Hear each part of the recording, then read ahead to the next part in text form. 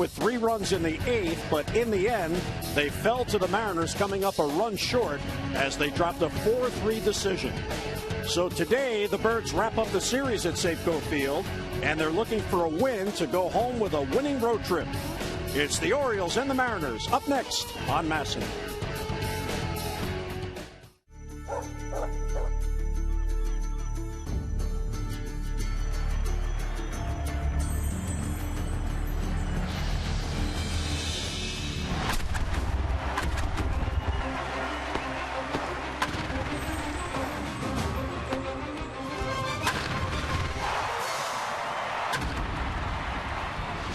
It's the Orioles on MASN on a beautiful day at Safeco Field in Seattle. It's the Orioles and the Mariners. Today it's the finale of this 4-game weekend series. And hi, everyone. I'm Jim Hunter. Thanks for joining us as the Orioles conclude this very grueling 10 games and 10-day road trip to begin the post-All-Star break portion of their schedule. And the Orioles have played very well. In fact, with a win today, they'll go home with a winning road trip. And they have excelled on this trip in a way they hadn't earlier on the year. Pitching has been dominating. You look at the O's on this trip, they've got 5-4 coming into today, despite batting as a team just 196. Their average with runners in scoring position still very credible. 11 home runs, 3.7 runs per game. But that number on the bottom, that's the key. The team ERA in the first 9 games of this trip, 3.35. And Jim Palmer, when you look at the trip, this might be a good sign going ahead. If the pitching remains this consistent, they're going to win a lot of games down the stretch. Well, they really are. I mean, they have trouble scoring at Camden Yards on the road, obviously a little under 5 runs a game. But the 3 things that I like in that graphic, number one, they're still hitting home runs. Usually when they win, they have to do that. The other thing is the fact that the ERA is lower than the runs they scored, 3.7 after scoring, 4.8 all year long. It's still the differentials where you want to be. All you have to do in this game, I know it sounds simple, you need to score more than you give up, and they've done that 5 of the 9 games. Now, one thing the Orioles are going to try to do today is win a game in the daytime. What is it about the Orioles in daytime baseball? I don't know, but the record is not what you want, obviously, and I just think the fact that, it's a different lifestyle. Most of the games you play are at night, and then for some guys, I don't know if their clock can't adjust. That's one of the difficulties playing here on the West Coast. But at the end of the day, all the numbers, they go down. I mean, ERA goes up, but everything else, and this is a team that's formulated on hitting home runs. So, again, you got your guy Gonzalez pitching today against the rookie, left-hander for the Mariners. And I think the point you make, they have a chance to make this a wonderful road trip by simply winning today, and they got to figure out a way to do that. Yeah, win today and they get a series win. They would have won 2 of the 3 series on this trip. And when we come back, we'll chat with Jim Presley. Why do the Orioles hit so well on the road? We'll find out.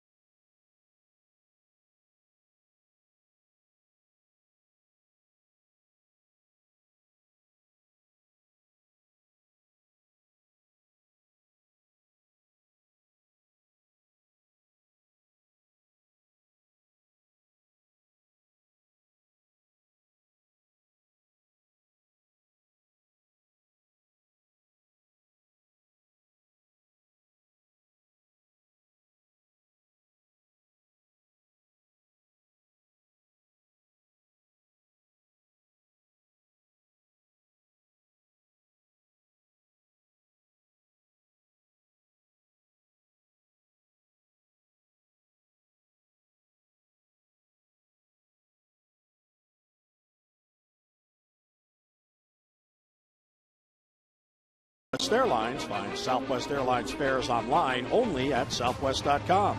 And by AT&T, mobilizing your world. Gorgeous day along the Puget Sound in Seattle as the Orioles and Mariners wrap up this 4-game series. The Orioles have done very well on the road this year. In fact, they are 31-23 away from Camden Yards. Still have a winning record at home, but just 3 games above 500.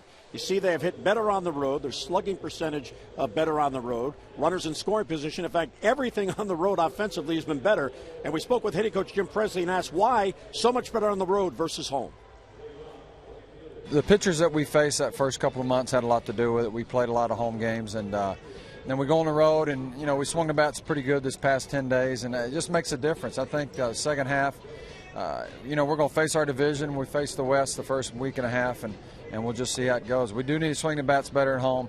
It's a small ballpark. I don't know why we do that. We seem to swing the bats better when we get out of there, and this road trip's an attest to that. This road trip, you haven't really scorched the baseball, but you've hit enough. Is that okay for you? It is, especially with the arms we face. When you face, Felix and Young and guys like that, and then you go to Oakland to face their staff, and then you go to Anaheim to face the Shoemaker kid and Richards and Weaver and those guys. We have faced some really good arms this past 2 weeks. How do you combat that when you know you're going to face quality pitching? I mean, in this series alone, you've seen Iwakuma and you've seen King Felix able to win in those games, and yet yesterday Chris Young, with all the off-speed stuff, was able to neutralize the hitting. Yeah, well, we had seen the other two guys the past couple of years, and the other guy we haven't seen for 2 or 3 years, and I think he got hurt or whatever. I saw him in San Diego for 4 or 5 years, and what he did yesterday, I've seen him do that quite a bit. So we didn't really know him. We looked at him on video, and we knew he was going to pitch up, and I knew what he was going to do. He was going to slaughter you away and then get 2 strikes and try to go up in his zone and get you to pop the ball up. And we hit probably 15 fly balls to the infield yesterday. So he did exactly what he was going to do, and like I said, I've seen him 4 or 5 times over the past 4 or 5 years, and that's what he does to get people out. Every team has their go-to RBI guys. On this team, you have Cruz, you have Jones, you have Davis. Are you pleased with the production you're getting from the other hitters?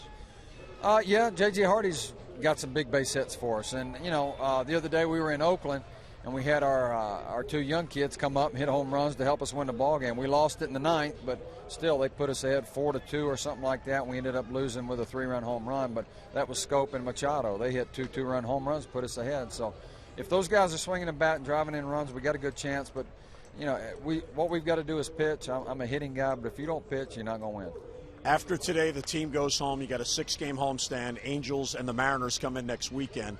What do you believe the team has to do to begin to turn it around at home? Well, again, you got to pitch first, and you got to stay with them. And when we face Felix and Akuma and those kind of guys, and Weaver, you just have to stay close and keep it going into the 6th and 7th inning and score some runs late. And that's what we did against those guys. We pitched with them, and then we came out and scored 2 or 3 runs in the 6th, 7th, and 8th and won the ball game. All right, is it true that you're still legendary in Seattle? No. We had a couple of good nights, but I enjoyed playing here. Kingdom was fun to play in. It was tough playing on turf all the time, but I love Seattle. Well, Jim Presley is a legend here. His picture's on the wall right outside the press box. He actually, I showed him where it was yesterday. I said, well, it's Dave, don't take it personally. It's not as big as Ken Griffey Jr. or maybe Alvin Davis, but he was prominently, the interesting thing, as good a hitter as he was, home run guy, they have him actually playing defense. That's right. Yeah. The picture on the walls with his glove. But he's done a nice job. And, again, this is a tough series. They have seen good pitching. When he was on the elevator with a couple of breaks, the Orioles had going into yesterday, and they got behind 4-0 and then came up with 3 in the 8th. He said, and he was serious, and with every right, he said, we had a chance to win 7 out of the first 8 games. So they weren't able to do that. They are 5 out of 9, and what they need to do today is try to figure out a way to beat this young left-hander. And, at the end of the day, he can pitch well, he can be wild, but they just have to figure how to beat Elias some way. And, he's got good curveball, he's got a good fastball, but at the end of the day, our guy Gonzalez better than him. Let's get a look at our Train game time temperature. Visit trainsearch.com to find your local Train comfort specialist dealer. It's hard to stop a train, really hard. 73 degrees, the wind out of the north at 11 and 51% humidity. Bright sunny sky. In fact, no clouds overhead. Here's the Orioles starting lineup brought to you by Southwest Airlines. Find Southwest Airlines fares online only at southwest.com. Nick Markakis in the leadoff spot has reached base safely at least twice in 59 of the 103 games on the year. Pierce, Jones, and Cruz with Davis at first, then J.J. Hardy, Machado, Joseph, and Scope. Roenis Elias, and fastball at 55%, the curveball, and it's a good one. Is a very good changeup, and again, as a young guy, only 25 years old. Last year, he pitched an 8-ball in Double-A, so he makes the ball club. He's capable of pitching very well, and if you look at his numbers, he's capable of giving up 5, 6, and 4 runs on many occasions. So again, I'm not sure they know exactly what they're getting, but the Orioles a little bit different than the veteran Chris Young. I mean, this guy's going to throw a little bit harder, has a big curveball, but does not have the 6'10" angle that Chris Young had yesterday. So a lefty versus the lefty to begin. And the fastball's right there for a strike, and we are underway in Seattle. Markakis at 287 now with the 7 home runs, 34 ribbies. He is 2 for 11 in this series.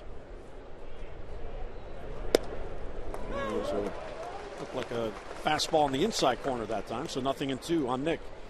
Now this youngster, Roenis Elias, he is from Guantanamo, Cuba, and he defected to Mexico from Cuba in 2010, signed with Seattle in May of 2011, and then spent 3 seasons in the minors getting ready for this year. So here he is, a rookie at the age of 25. And the 0-2 is fouled back. Yeah, so you can see 92, 93, hasn't thrown the breaking ball yet. Yeah, you know, a harrowing trip. Left Cuba in the middle of the night back in 2010 and spent, at least the reports say, about 30 hours out in the middle of the Atlantic. And then, as you mentioned, went down to Monterrey, Mexico, and that's where he was scouted and eventually signed by Seattle. Another 0-2 pitch coming to Markakis. And he fights it off to stay alive. And that's a good curveball. And the great thing about being ahead, and we'll see if he's able to pitch that way, is that you can just say, okay, you got a really good defensive catcher.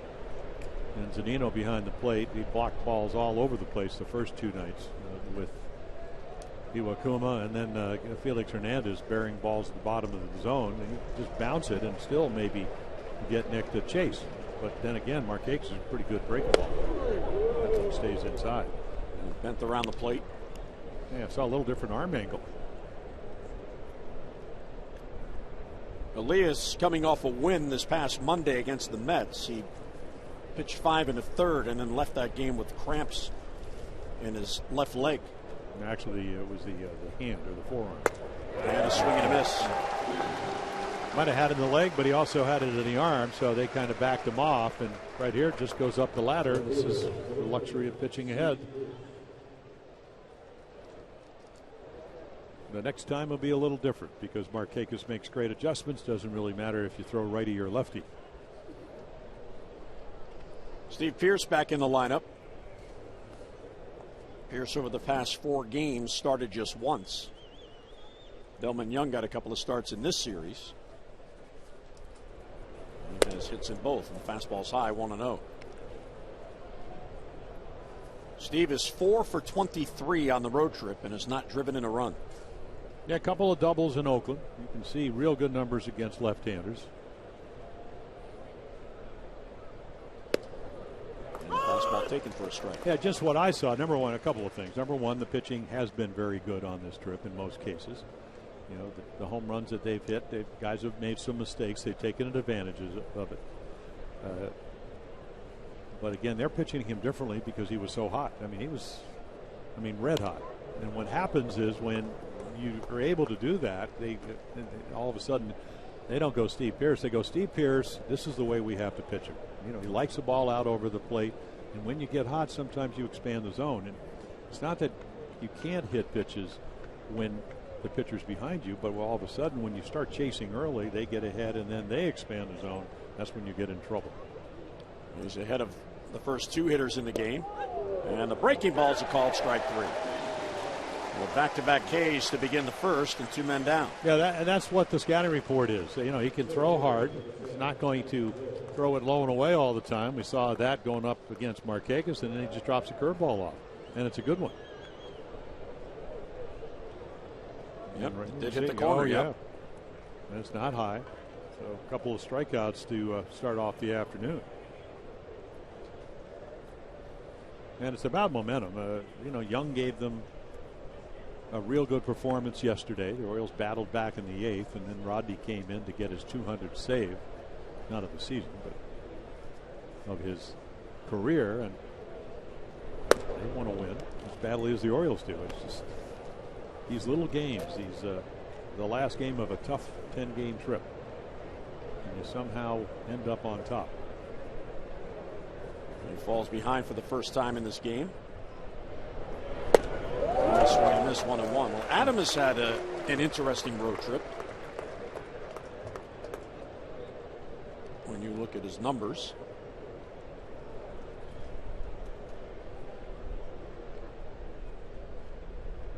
One and one the count on him.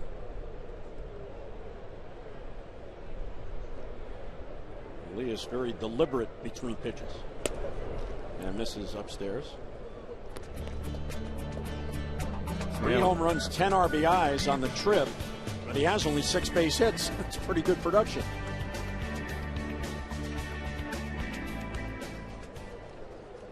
And his average has dropped about 8 points down to 292. Still having a very good year. So back-to-back changeups for strikes.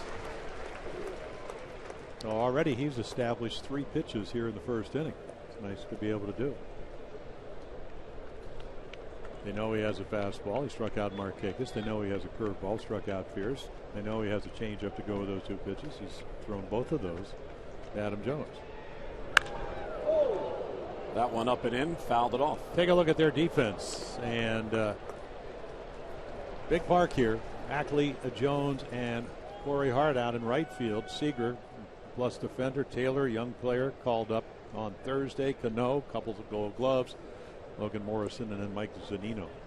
2 years ago, their #1 draft choice. Rushed to the big leagues. Looks like a pretty good defensive catcher. And the 2-2 check swing. He went too far, so Elias strikes out the side to begin the game. We'll head to the bottom of the first. Miguel Gonzalez going to work.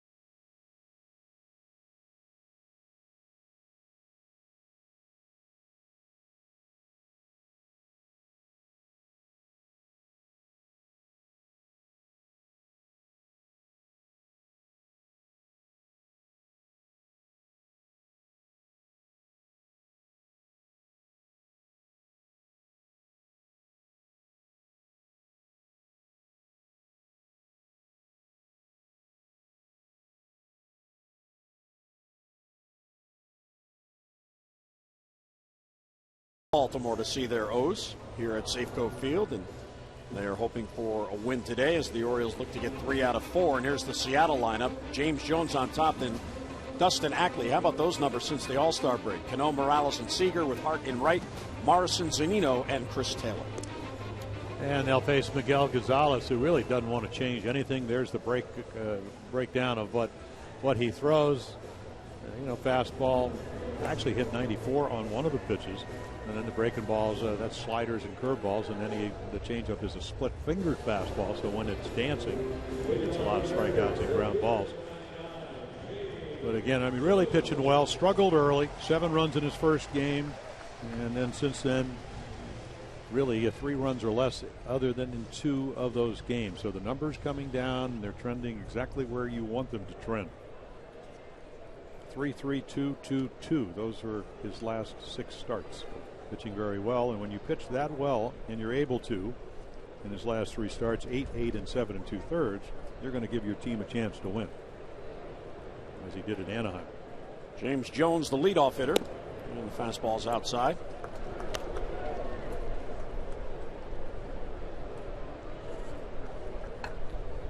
Jones at 269 in his rookie season.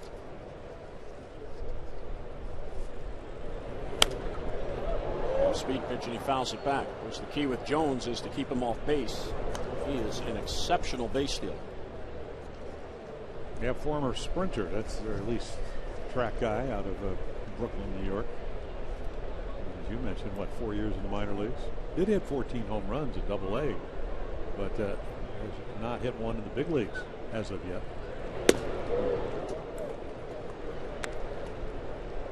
He is just 2 for his last 22, and he's facing a pitcher in Miguel who is on his game. He's never pitched against the Mariners, whether in Baltimore or here, so this is a first. Inside, ball 3. Well, very, it's funny when you watch his windup when he gets closed. In other words, when the left shoulder gets pretty much pointed to home plate, it's a good one. Pitch before that, he never got closed. It floated outside. That time, same thing. So he starts going left. See, that shoulder is just not quite getting closed yet. And that's a rhythm that you hope he has, and he's done such a better job of that. And what happens is you go left, the ball elevates. And he's not a power pitcher. So sliders stay up, fastballs stay up, splitters don't have the bite that they normally have. And the 3-2 is popped up. Machado shading his eyes, and tough sun field today, and he's got it. Yeah, one of those days where you really have to help each other, both in the outfield and the infield. Oh. Take a look at our Jeep inside the numbers so you can see, Miguel, we're talking about the fact that in July has really been good. Again, your run support has a lot to do with your record, but really, other than the last game, he's only walked 2. He gave 4 walks down in Anaheim, but still pitched exceptionally well. The Orioles would win that game 4-2. So doing exactly what you need to do if you're a starting pitcher. Dustin Ackley will take a strike at the knees. You saw his numbers since the All-Star break. He is 9 for 21 on the Seattle homestand. Well, we've seen him. I mean, yesterday was all about left field. Didn't mean to swing, and the ball hit the bat. Really good outplayed coverage. Last year they moved him from second to the outfield. He hit 282 the second half when he first came up. Good power, full power. He had a more pronounced open stance. That means his front foot, that would be his right foot, was a little bit farther from home plate than the left one.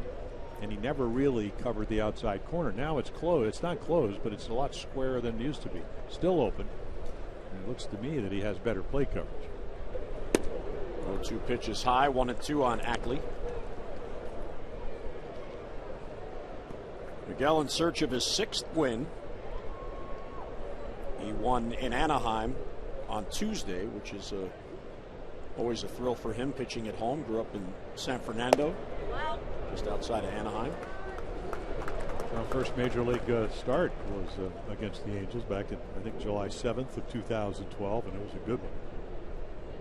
He has 5 wins on the year, and there are the numbers against the Angels on Tuesday. 5 wins on the year, 3 have come following Oriole losses, as he's pitching today. And this is outside, ball 3. Back-to-back full counts to begin the game.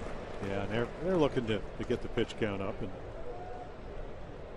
it's kind of the way you play the game and try to get to the bullpen, do it as early as you can.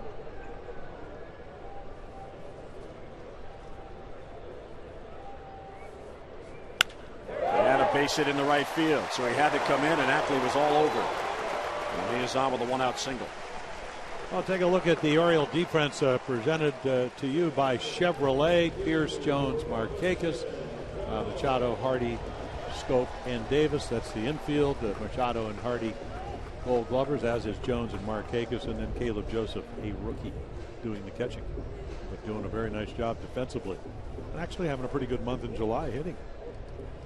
That is your Chevrolet defense. Here is Cano, 3 out of 11 in the series, batting at .331. Enjoying his first season with Seattle after 9 years with the Yankees.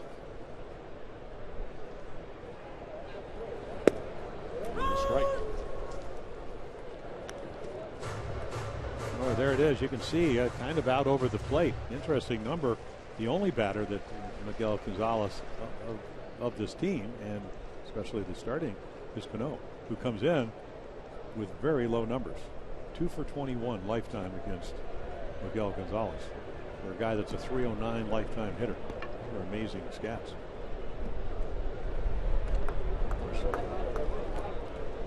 What I learned is that while he may be 2 for 21, or you might own a guy, you still better make your pitches, or everything changes. Miguel is certainly aware of that. Yeah, we've seen Cano. He did hit the triple down the right field line on a changeup, but he's used left field pretty well here. Wow. Just missing outside with the fastball, so his attempts to hit the outside corner have missed. Well, he's flying open, and that's what happens when you fly open. The ball runs more laterally. You don't stay behind it, and that's why we've had 2 full counts, and that's why, again, he's trying to. It's a tough inning because you come in, you're trying to adjust, everything counts, trying to learn the umpire, see what he's going to call. There's another breaking ball, just a splitter that stays outside. So just take a front shoulder. And again, he just kind of goes left a little bit, and then he's not able to stay behind it. So you have to make that adjustment, meanwhile trying to get hitters out. High ball to right. It's playable for Markakis. And Nick has it for the second out. Did not get the good wood on it. The ballpark held it. Yeah, the wind early on, it was blowing straight across from left to right. If you look down the left field line, the flags look like they're blowing across from the left field pole. There's the Oriole flag. That's in foul territory, and it's blown across. And then you look from time to time, the center field flag doesn't seem to have as much effect, and from time to time it's blowing straight out. So I would think, even though it may swirl in here, it looks like more of a hitter's wind today. Here's Kendrys Morales playing his 3rd game since being reacquired. He came over from Minnesota. And strike 1 in the outside corner.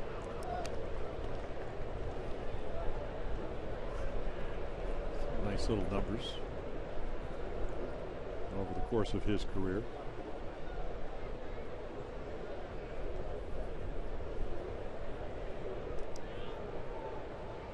Mariners are in the fight for the wild card.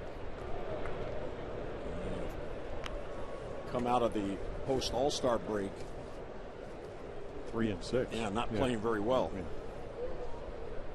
But as far as I'm concerned, and you see Lloyd McClendon on the right there, the new skipper, managed the Pirates, and then he's a hitting instructor with the Tigers. Manny giving it a chase, but it's going to be back in the crowd. As far as he's concerned, they're on a 1-game winning streak. And that's really, you have to play this game, I mean, because it's such a long season. He knows what their strength is. That's their pitching staff. He knows, as he put it, they're offensively challenged. But they had some nice at-bats yesterday. They went 3 for 8 with runners in scoring position, which is .375. That's a one number that they actually do pretty well on all year round. And after starting out the first 2 games, 1 for 12. So as far as him is concerned, they're hot. They're winning. They're on a 1-game streak. And the 0-2 is upstairs. And I know that sounds silly, but when you're slumping and you're having trouble scoring runs like they did in games 1 and 2 of this series, it's the way you have to think. Well, the Mariners, as play began today, are a half game back for that second wild card. The Angels have an 8-game lead for the first wild card. which would mean they would host it if it stayed that way as Morales fouls it back. The Yankees and the Blue Jays, who are playing again today in New York, and the Jays have a 5-4 lead in the ninth. They were in a virtual tie for that second spot. So if Toronto wins, they would take over that spot. Yeah, the great thing about here, and we've talked about it the whole 10 days, is you can pretty much see how the games have played out before you start. You know, the Rays have won 9 in a row. They're trailing going into the 8th inning, bottom of the 8th, I think, down in Tampa Bay, 3-2. Weak ground ball to third. Machado was wide of the back, and he'll get Morales, and that ends the inning. So a good start for Miguel Gonzalez, a 1-out single, and a man left. We're led to the second in Seattle, no score.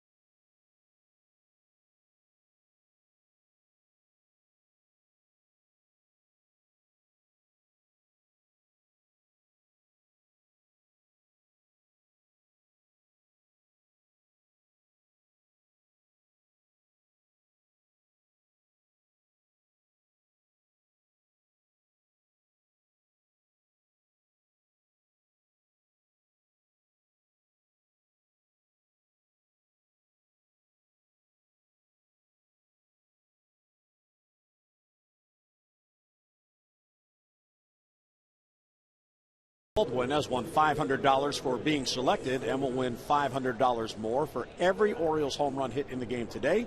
You can play the Orioles scratch-off for the Maryland Lottery for your chance to be the contestant of the game, and you could win a trip for 2 to the 2014 World Series. Find out how at mdlottery.com/Orioles.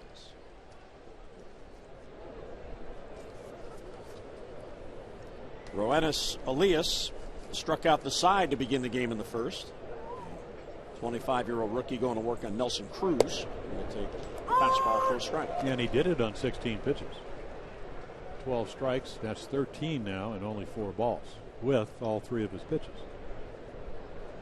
And in the dirt, 1-1 the count. He looks like he maybe a little smaller version of Francisco Liriano.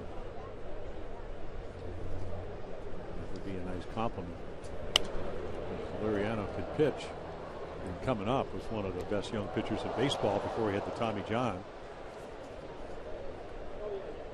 Orioles roughed him up when they saw Liriano in Pittsburgh, but he's been pitching better as of late. Cruz to right center field. Corey Hart on the move and reaches up and makes the catch and then falls down. That's a play right there. Considering the wind, and it's blowing it away. Considering the sun, considering he's playing pretty shallow, considering he's coming off knee surgery, this is one heck of a play. Because it's at least a double and maybe a triple. So extra bases in the web. Yeah, considering he's a first baseman. Well, he used to play right field with Milwaukee. You're right. He can play all over. You can see Jones nowhere close. He's over a couple of steps to left center. So there's a double taken right out of the books. Ball 1 to Chris Davis. Chris at 201 with his 17 home runs.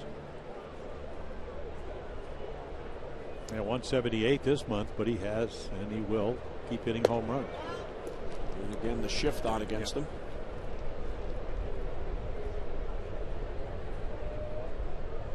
Chris is 7 for 32 on the trip. Fastball's there for a strike. Yeah, when you start talking about the shift, and they estimated there's probably going to be over 14,000 of them. In 2014, there was a little over 8,000, 8,300 last year. 71% of the balls, just whether it's Chris Davis or anybody, are pulled on the ground, but it's about 53% in the air. So that's why you see more pronounced in the infield. And the breaking ball bends in there for a strike, so there's 4 strikeouts for Elias through 1 2/3. Yeah, a little breaking ball that he thinks is going to stay inside, and maybe he thought it was a little bit outside. But another good curveball, and he has that. J.J. Hardy now. J.J. at 277. And takes ball 1. Elias is the 3rd native of Cuba to pitch for Seattle. Diego Segui back in 1977. That was the first year Seattle, the Mariners, had a team. And then Tony Fossas in 1988. Fossas. Finesse lefty. Yep. Reliever. JJ's got a 2-game hitting streak going, 2 for 8 with an RBI. That one's towards the gap. James Jones on the move. He gets there and he has it for the out. So 2 balls put in play. The Orioles go 3 up, 3 down for a 2nd consecutive inning.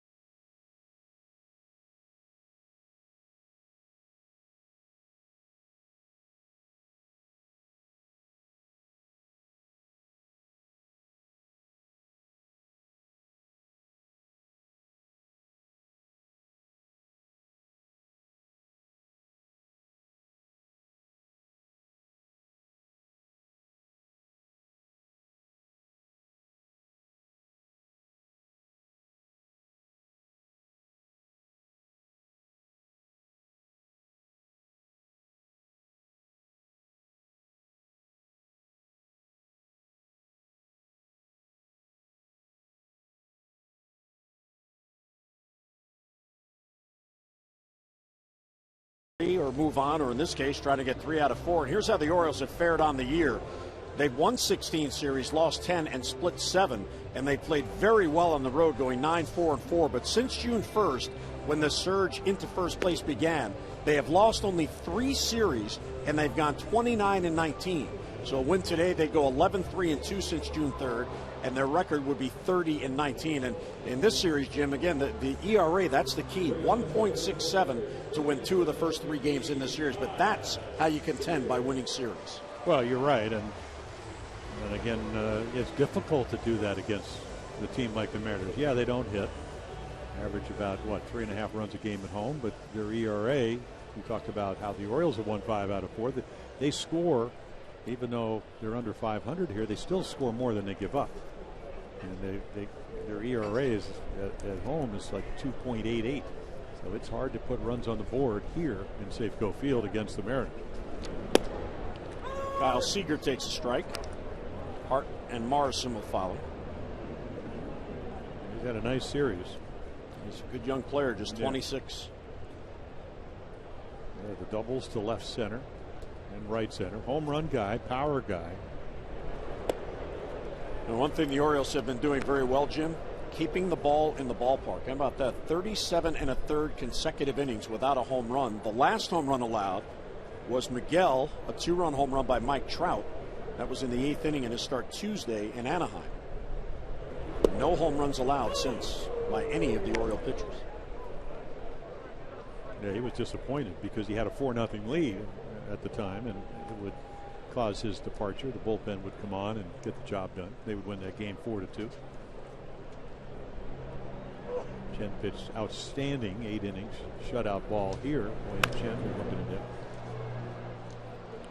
Yeah, Buck Showalter, who yesterday alluded to a changing of his rotation possibly, has in fact done that.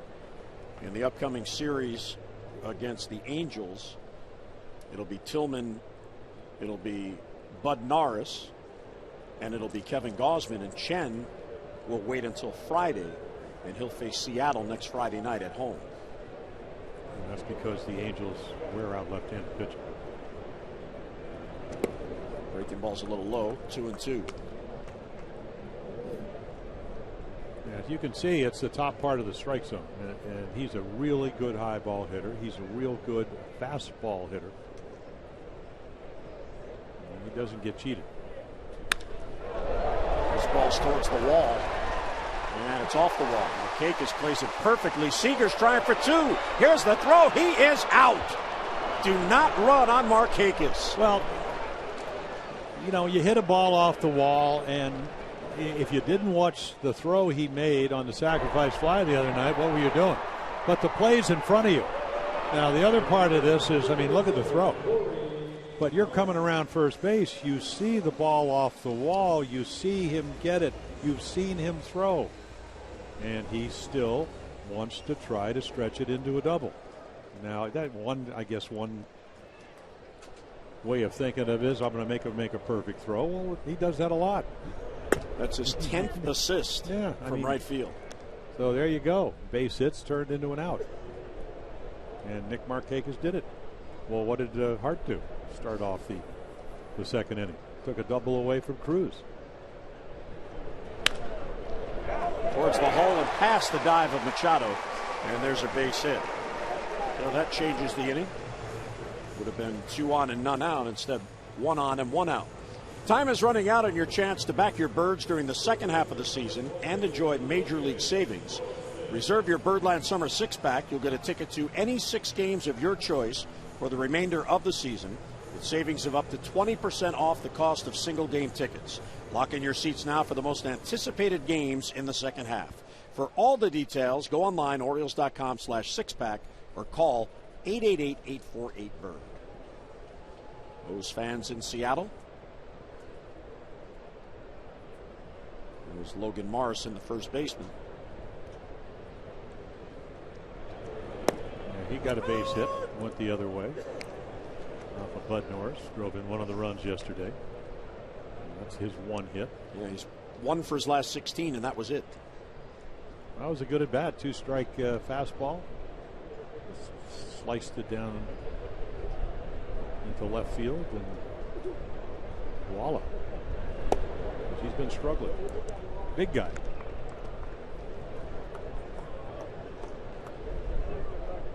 A ball and a strike on Morrison. Traded over here from the Miami Marlins. 26 years old. He'll turn 27 in August.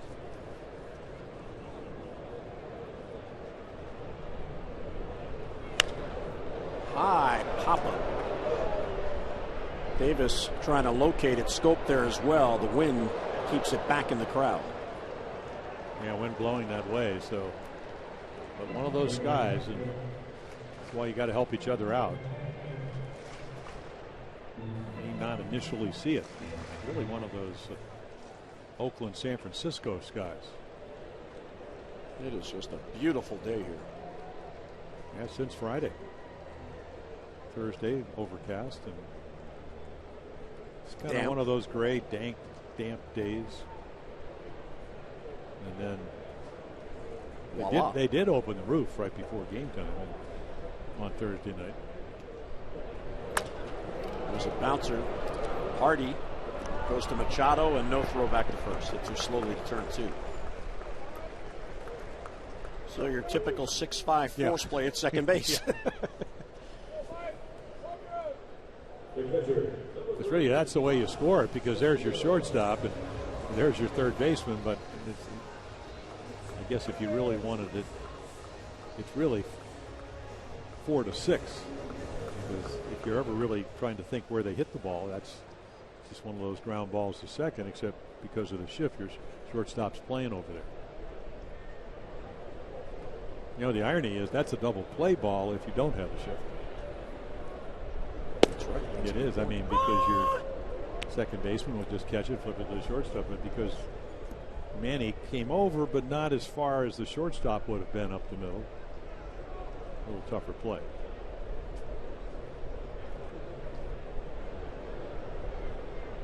Zunino batting at 202. He did not play in the game yesterday. Broken bat loop. Already out, and it's over his head for a base hit. And Morrison, reading it all the way, hustles to third.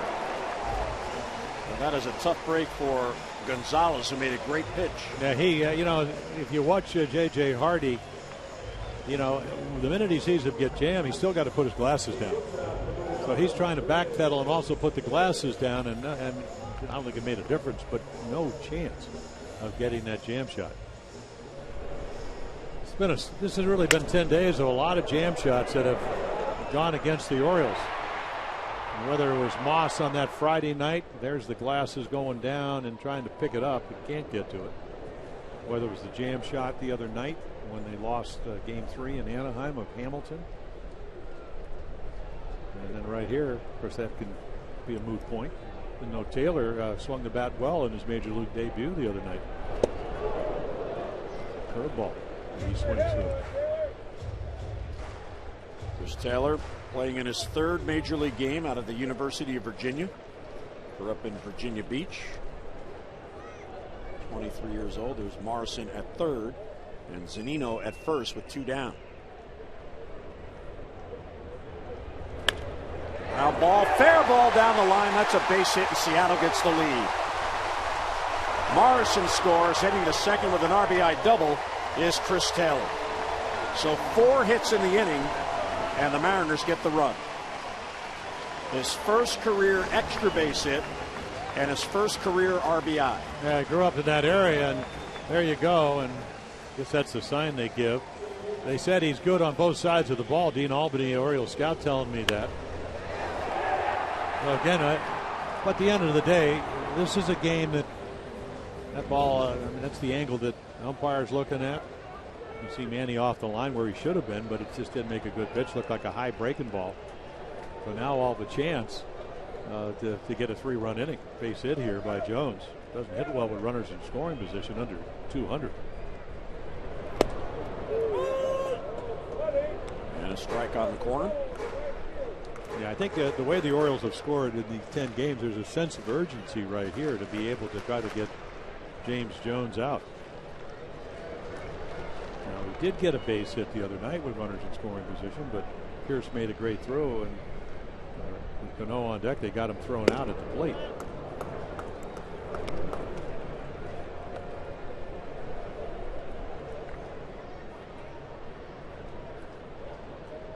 Miguel has allowed 4 hits in this inning and 5 in the game through an inning and 2/3. Well, he doesn't have the Christmas he had with his stuff as he had in Anaheim.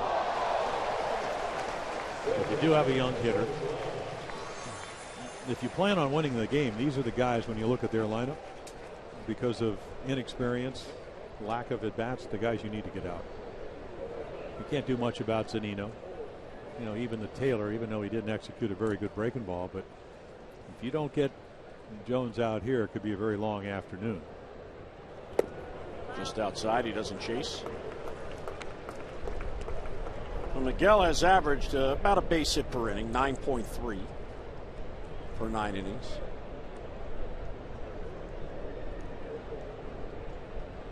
And base runners 13.3 per 9 innings. And the 2-2, a soft line drive, the second that Scope gets to, and that'll end the inning. Well, he really sawed him off and gets out of it. So Seattle gets 4 hits, but Miguel allows just 1 run.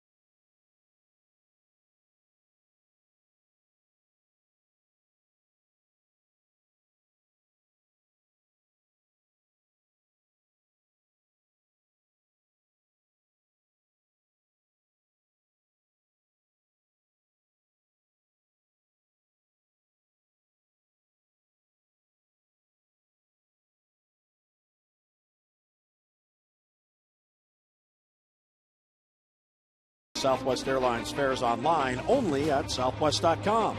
And by Luna. For beautiful new carpet, hardwood, and laminate, call 877-241-LUNA. Well, that was supposed to be Jim Palmer's ride home later, but the guy's leaving early. Oh, yeah, seaplane. Perfect up here. It was a perfect takeoff. All the bays, Puget Sound, Lake Washington. Miguel Gonzalez has allowed 5 hits, but just 1 run. And Elias goes to work here on Manny Machado. Fastball's upstairs, 1-0. Joseph on deck, and then Jonathan Scope. Manny at 263. He is 3 for 18 on this road trip. And downstairs for ball 2. Yeah, came on the trip and looked like he was red hot. He was hitting over 400 the month of July and had that 2-run home run up in Oakland, but he's gone down to 274 to 263.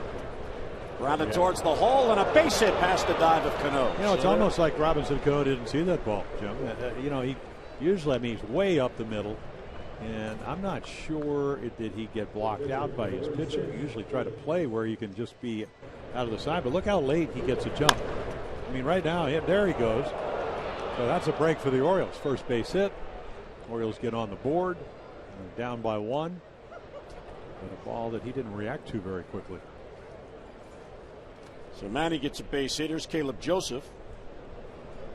He was catching for a 3rd time in this series. Swings and pops it foul. In the clubhouse before the game, where the bulletin board is, where John Russell posts the lineup, there's a rack there where the players' bats are stored, so they can select which bats they want to bring to the dugout. And Caleb was there as I was getting the lineup, and I said to him, "What's it like yet again today? You're facing a pitcher you've never seen before." And he looked at me and he said, "Well, actually, that's me all year. I've never seen any of these guys. Said, that's a good point." So he's had to adjust all year, where the veterans, as Joseph hits it deep to left field, on the run is Ackley, won't get it. That bangs against the wall. The throw's going to come to third. Hustling into third is Machado. So there's a double, and it is 2nd and 3rd and nobody out. Well, we mentioned, again, been a little bit of struggle, but in the month of July, Caleb Joseph, net average will go up. Home run, 270. And this is a guy that's average has been below 200 all year long. And so again, they try to go in, and he just belts it. Well, he is a good hitter. He had 98 RBIs last year. Of course, it was Double-A, but 97 RBIs. Well, I told him simply about maybe a week ago on this trip, I said, you know, you can't look for everything until you get to 2 strikes, because it's like hitting with 2 strikes. And Gary Thorne the other night said, what's the average? 181. So you need to hit on your turn. I mean, you know, you're a young hitter. Yeah, look what they could do. Where's your strength? And attack the ball. Liner to left field. That falls for a base hit. Machado waited to make sure it would fall in. He comes in to score, and the Orioles tie the game. So how about that? The lower third of the lineup getting it done after Elias had retired 6 in a row to begin the game. Yeah, you know, one of the things about hitting is you better get good pitches to hit. And there's one. It's out over the plate. That's Jonathan Scope's strength. And we've seen Elias, you know, he's been very good in a sense where he's made great pitches, and now all of a sudden here comes Rick Wakes. I think this is the first time we've seen him have to come to the mound in this trip, or at least in this series. And all of a sudden, his youngster, again, very inexperienced youngster, all of a sudden is not making the kind of pitches he made before. And good base running by Caleb Joseph, recognizing that ball was going to fall in, so he gets to third. Well, Ackley's the master of throwing the wrong base. We've seen that. Yeah. I mean, even on the double, he had more of a chance just to hit the cutoff man and throw it to second. I don't know if he would have had a double, but as it turned out, you get 2nd and 3rd, and there, I mean, that was pretty straightforward. Markakis struck out his first at bat, one of 2 lefties in the lineup against Elias. Down and in, 1-0. Well, he did strike out, and he did strike out on a ball out of the zone. It was a good 93-mile-per-hour fastball, but this is a guy that can adjust with the best of them. And hits lefties well, and he hits, as you can see, well on the road. Hits well everywhere. He has 1,493 base hits. And Nick does a pretty good job of, until he gets to 2 strikes, what I was talking about with Caleb Joseph, not swinging at a pitcher's pitches. And again, a lot more experience than a lot of the young guys on the Orioles. So right here, they're looking for a double play. Nobody out. Everybody's back except at first and third.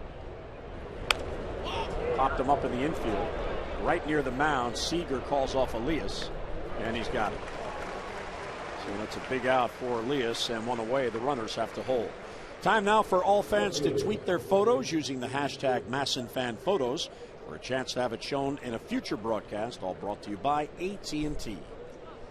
There's the Orioles pennant hanging up in left field. They have the flags of each team in the order of the standings. So there's the Orioles on pole number 1 for first place team, then the Yankees, and then the Blue Jays, and then the Rays, and there they are, the Red Sox.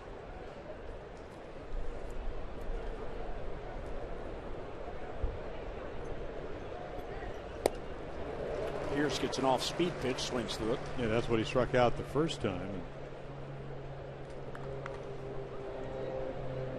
So his batting average has dipped below 300 with his 0 for 1 today. Came in at exactly 300.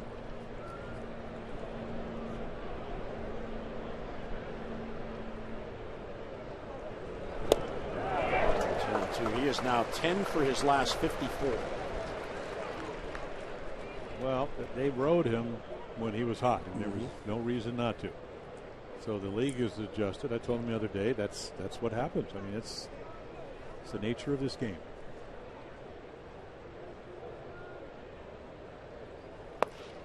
Doesn't chase 1 and 2. Yeah, and that's you don't want to swing at pitcher's pitches early. You don't want to expand the zone. I mean, most hitters do at some point. But the more you do it, the more balls you get, and the harder it becomes to hit. Now, look at that number, though. You know, that's dropped a little bit on this trip, but it's still where you want to be. 1 out of 3. Broken back ground ball to third. Second for 1, back to first, and a double play. Nicely turned by Seattle. So that short circuits the rally. The Orioles settle for a run. We'll head to the bottom of the third, tied at 1.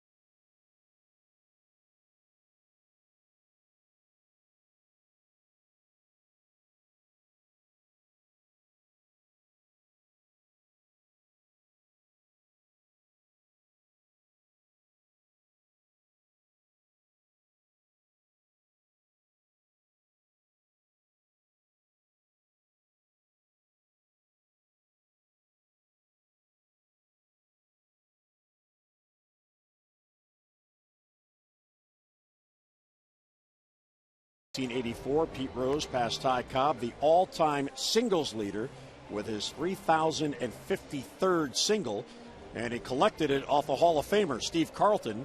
Rose with the Expos at the time, helped a 6-1 win over the Phillies. And then in 1988, Tommy John, not the surgery, became the first pitcher to commit 3 errors on 1 play. He bobbled a grounder by Jeffrey Leonard. Then in an effort to recover, throws the ball down the right field line. Dave Winfield retrieves, fires home, where the Yankee left-hander cuts it off, relaying the throw wild to the plate. 2 runs scored. The 45-year-old Southpaw's 4th inning miscues doesn't stop him, however, from getting the win, because the Yankees beat the Brewers 16-3. Yep. 3 errors on 1 play. Yeah. Is that before or after Tommy John surgery? Well after. Okay. Well, so he had no excuse. Well, he was 40. He was 45 years old. He had to.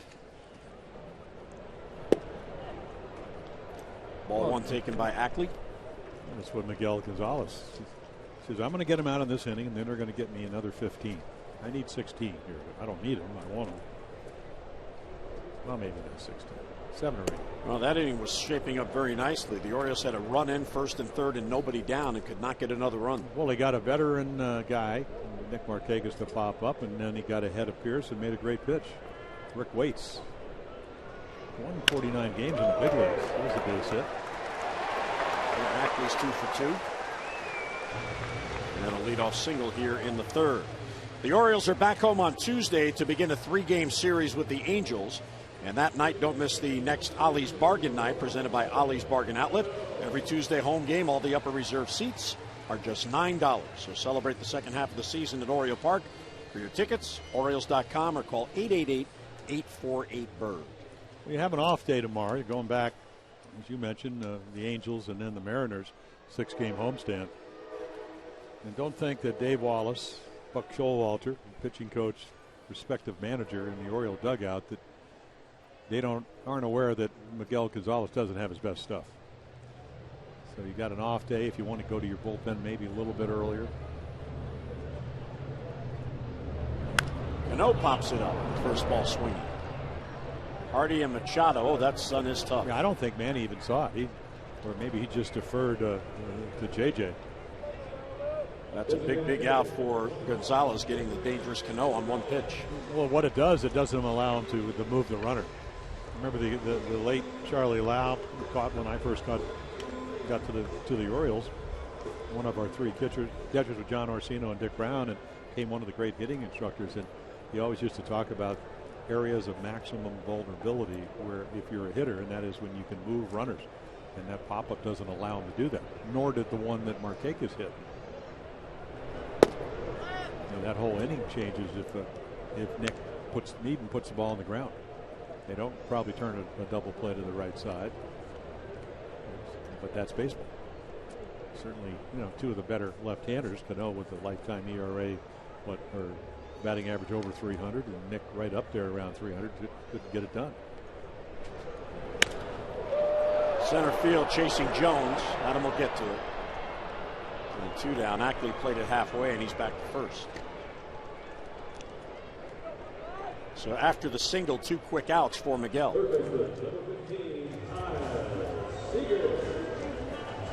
Safeco Field in Seattle. Yeah, the guy that looks like he's trying to hit home runs as far as driving the ball is the guy stepping to the plate. What I've seen in the 4 games. Very, very quick. We saw that yesterday off at Norris. Took a 2-1 fastball and drilled it into right field. Already a couple of doubles. You can see he's got the most home runs on this team. Fastball's upstairs.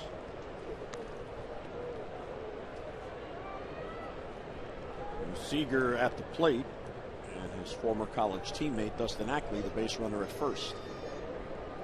You mentioned this yesterday. Look at those numbers. Very comfortable. Hitting where they struggle to score runs. And of course, power is a good way to score, as the Orioles certainly show, relying on the home run. But when you play in this ballpark, Jack Sorensic might want to go out there and look for line drive speedsters. You can score a lot of runs in this ballpark with balls to the gap.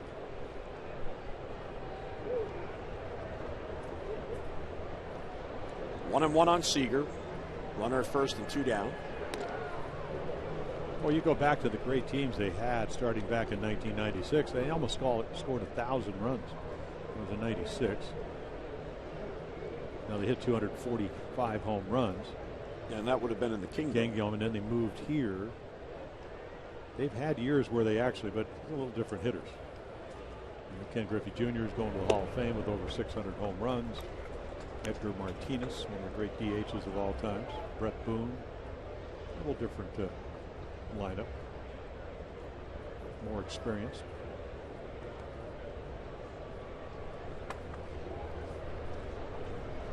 Two and one to a dangerous hitter. Runner goes, pitch is foul back.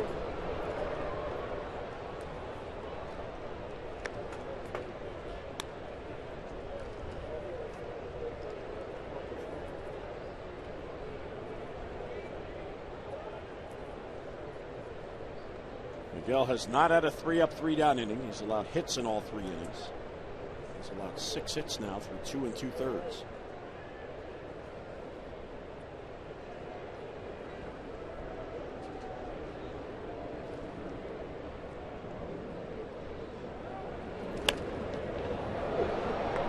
Fouls it off to stay alive. Well, the Blue Jays have won. They beat the Yankees 5-4. So the Orioles are looking for a win here. And then the Red Sox finally ended the 9-game winning streak of Tampa Bay. 3-2. And the Orioles need a win to stay 3 up on Toronto. It would push the Yankees 4 back and Tampa Bay 7.5 back.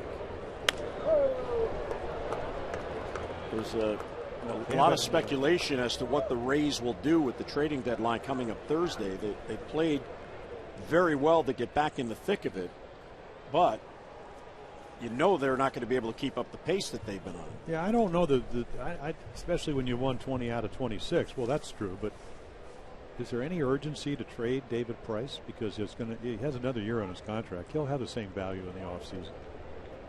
And the way I can't imagine that Andrew Friedman, their GM, or even Stuart Sternberg, their owner, is going to say, hey, we want to trade one of the best pitchers in baseball. The best pitcher pitched here the other night is Felix Hernandez. Right.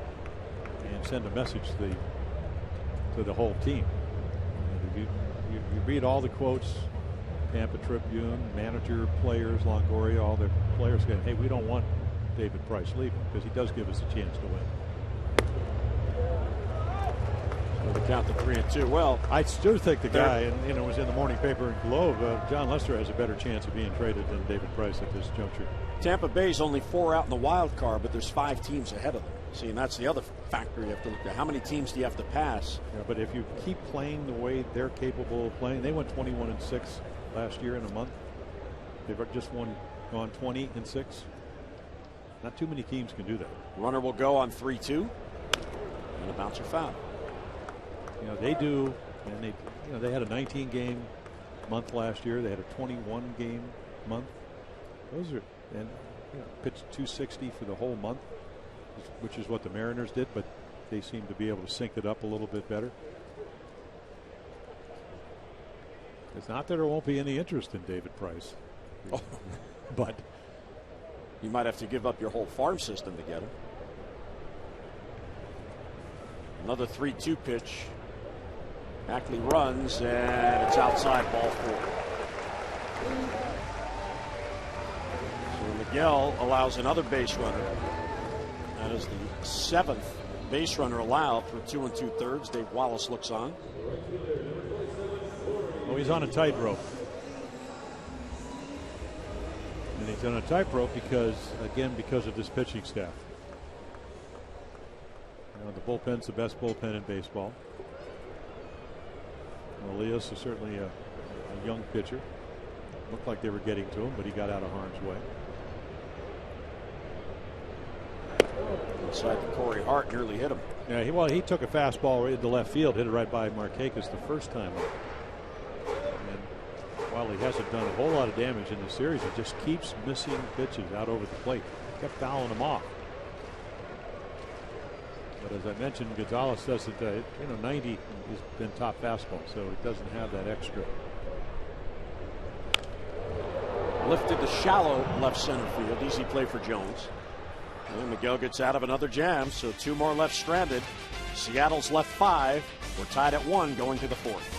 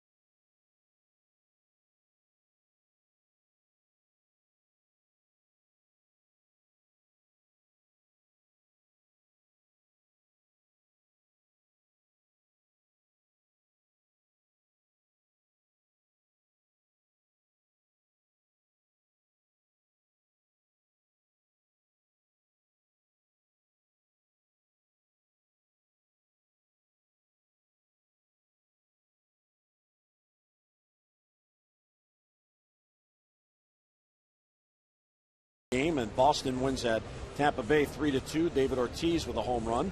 So Tampa Bay's 9-game winning streak is halted, and yes, the Rays have been streaky. Well, look at that. I mean, you go back to, this is how they got to be 24-42. They lose 10 in a row. They don't hit and they don't pitch. Then everybody gets healthy. Cobb comes back. Hellickson pitched yesterday, didn't go 5, but he's back. And all of a sudden, and this is how you have long winning streaks. And the Orioles, that's why the Orioles have played well. They just haven't had one of those even 6, 7, 8, 9 game, because they haven't quite put it together. Now, obviously, if you keep pitching well, and then you get back to doing what they are able to do, which is hit well, and all of a sudden maybe you will have over the last 50 some games, have a long streak. That's what they need. And what the Orioles have done, however, is they've avoided that long losing streak. You go back to June 3rd, and we keep using that date. That's when the Orioles really began to surge. As Jones takes ball 1. Oh, went too far to check swing. What? Wow. Yeah, no. I mean, he's going to tell him, but what was this?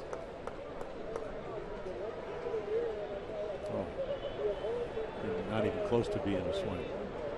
He did the Mike Trout. Yeah. Who's Jim Reynolds looking at? Oh, his watch. What time's his plane leave?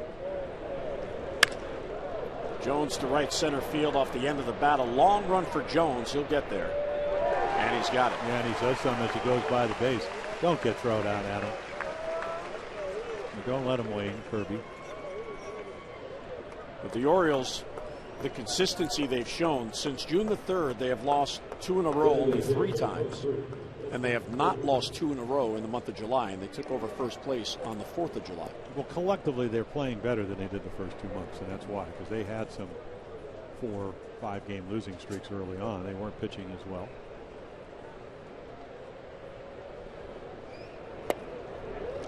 Cruz with a swing and a miss. I mean, if you really look realistically at this 10-day road trip, anytime you come out here, I don't care what team you are, and you have a chance to go 6-4. Yeah, it could have been better, but it also could have been worse. There have been balls hit hard and things happening and whatever. I mean, that's just the nature of the game. It won't be a bad road trip either way, right? But it would even be a better one if they can end up somehow winning today. Well, when they came to the West Coast, when they played the first game in Oakland last Friday night out of the break, they had a 4-game lead.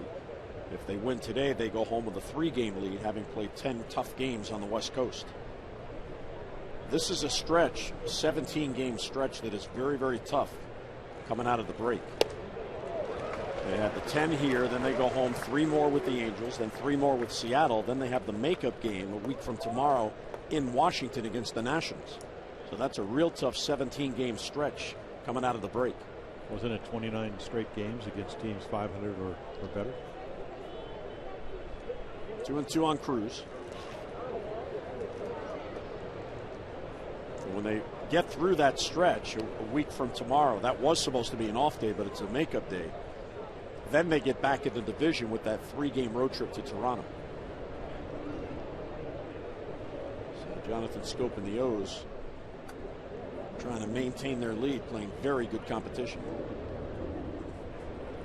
3-2 is way outside ball 4, and there's a 1-out walk. First walk allowed by Elias.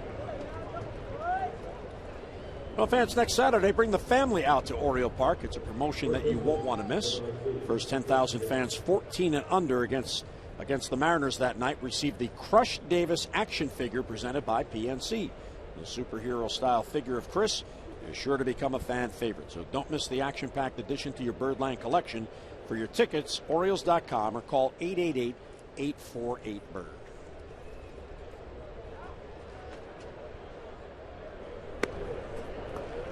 Chris Davis swings through it.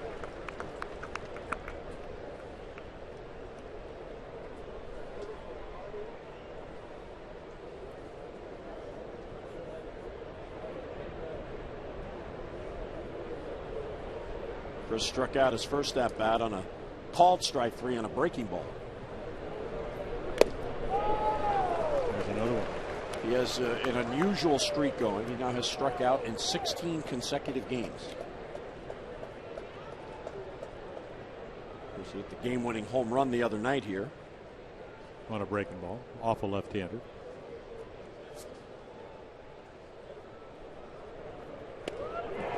Down strikes he goes on 3 pitches. So 2 down. That's strikeout number 5. Yeah, when you get in bad habits and your hands are moving, the swing gets long. It's actually a little shorter swing, but he still can't get to it. Hands didn't drop quite as much as they've been dropping a lot of times on this trip. Just has to. Every once in a while, you think he's getting a little bit more confidence. And again, another good breaking ball. So down twice on strikes, both on breaking balls, curveballs. Ball 1 to J.J. Hardy, who lined out to center field his first at bat on a well hit ball. It's a quality at bat, bad result. His average has gone down about 4 points on this trip. Started at 280, came in at 277. They play him very deep in the outfield. James Jones. Well, they play pretty much everybody pretty deep. Look how far Jones is. He must have a lot of tremendous confidence to come in on balls. He's so deep. It's easier to come in than to go back. I learned that from number 4, Earl Weaver.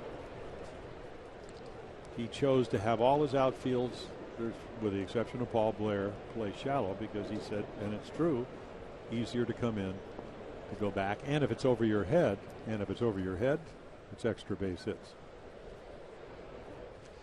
And we'd like to welcome all of you who are watching the Nationals beat Cincinnati by the final of 4-2. Bonus coverage here from Seattle. Jim Hunter with Jim Palmer. Miguel Gonzalez, 1 earned run in 3 innings, even though he's allowed 6 base hits. Roenis Elias has allowed 1 earned run in 3 2/3, and Scope has the RBI for the O's that tied the game. Seattle got a run in the second. The Orioles got it right back in the third. We're the first to chase Nelson Cruz back to the base.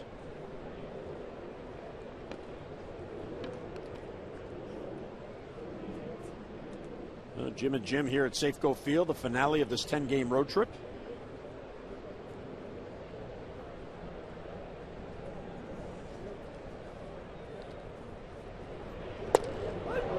Called strike 3 on the outside corner, and Hardy does not agree. So there is strikeout number 6, and that is the 3rd called strike 3 in this game. A 1-out walk and a man left. We'll head to the bottom of the 4th in Seattle. We are tied at 1.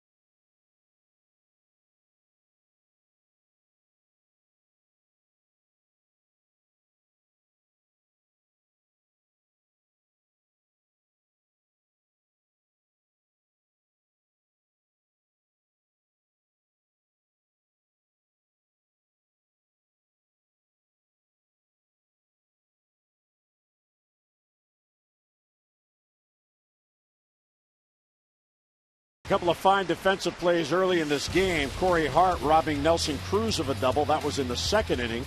And Nick Markakis gunning down Kyle Seager, who led off the 2nd inning with a single, tried to stretch it into a double, and Markakis gunned him down. For Nick, his 10th outfield assist, most on the team. He is now tied with Michael Brantley of the Indians for 3rd most in the American League with those 10 assists. Yep, it was almost like Kyle Seager had one too many Starbucks. Cespedes of Oakland has 12. Yeah. Jackie Bradley of Boston has 12. Really? And then Brantley and Nick with 10 each.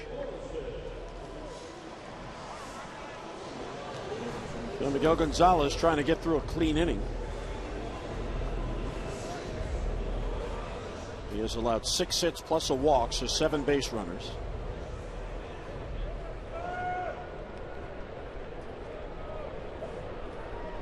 Seattle has left 5 through 3 innings, and here's Logan Morrison. Zunino on deck, and then Taylor, lower third of the lineup against Miguel.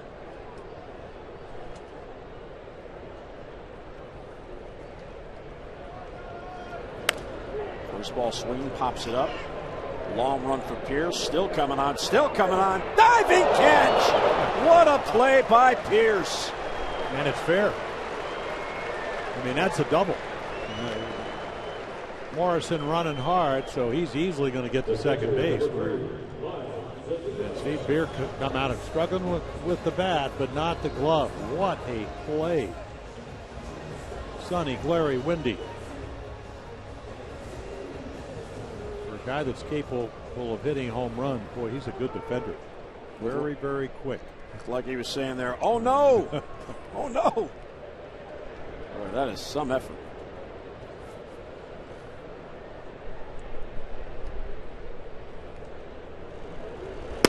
Zunino takes high. And Pierce was shading towards the gap with the left-handed batter up. A long, long run to make that play. Yeah, one of those plays, and again in the wind blowing across, so it might have kept it from slicing just a little bit more. And a poke up the middle for a base hit. Boy, how many times have we seen that? We saw Ackley hit a double on a check swing off of Bud Norris yesterday. Little slider in the middle of the plate. Zunino gets fooled, but he still pokes it back up the middle. Starting to live right.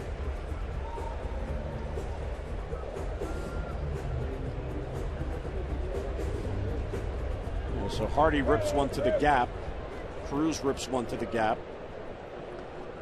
Both are caught. Zunino, his bat gets in the way and he gets a base hit. Here's Chris Taylor. And a base hit the other way. Stopping at second is Zunino, so 2 more hits against Miguel, first and second with 1 down. Here's our PNC minor league report, brought to you by PNC Bank for the achiever in you, and Steve Lombardozzi at AAA Norfolk, batting at .351 over his last 10 games, 3 doubles, 8 ribbies, and 6 runs, and having a credible year for the Tides at .284 and 20 runs scored in his 57 games. Well, he did that for the Orioles. I mean, he hit .288 and hit well over .300. Switch hitter, better hitter from the left side. And the Tides also get Henry Urrutia back today. He's recovered from the sports hernia surgery. Yeah, Buck Showalter, Orioles skipper, were talking about the fact that they're winning quite often and they're not that far out of the race. And again, how about Chris Taylor? Howard Johnson, hitting instructor. And he said he's very much like Alan Trammell, and that's exactly what he's done. That's what Trammell could do, hit the ball the other way into right field with the best of them. In the air to center. Runners will have to hold as Jones waits, and 2 men down. So James Jones, who's a player that should take advantage of his speed, has hit 2 balls in the air and a soft line drive to Scope. Well, even there, Miguel Gonzalez makes a good pitch in the sense that it's a breaking ball to a young hitter in a fastball count, and he chases it. So you try to avoid that if you're a hitter. But he doesn't hit it in a double play. Probably very difficult for him anyway with his speed, and it allows Ackley to come up, who is only hitting .219 with runners in scoring position, but red hot. Seattle's now 1 for 4 with runners in scoring position today. The O's are 1 for 3. Ackley 2 for 2 with a couple of singles.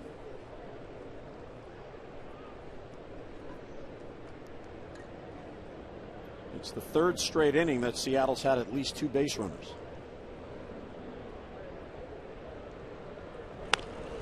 Cued towards third. Machado will step on the base, and that ends the inning. Well, that was a real good pitch. So Miguel gets out of it. 2 hits and 2 left. We'll head to the 5th. The pitchers have been in charge. 1-1 game.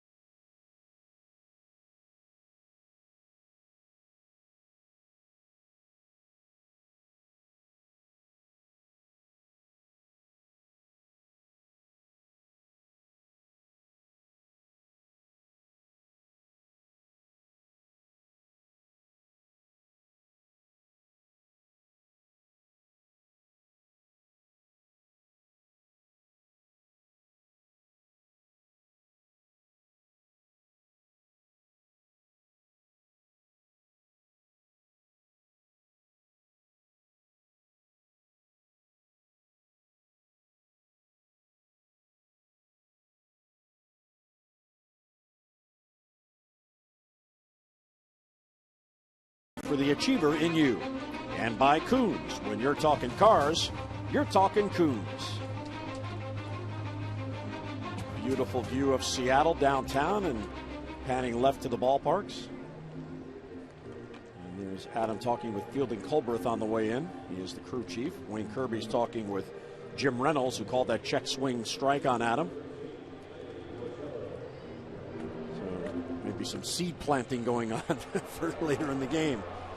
Adam is finally in the dugout. That was a long discussion with Fielding Colberth. It was a real good umpire.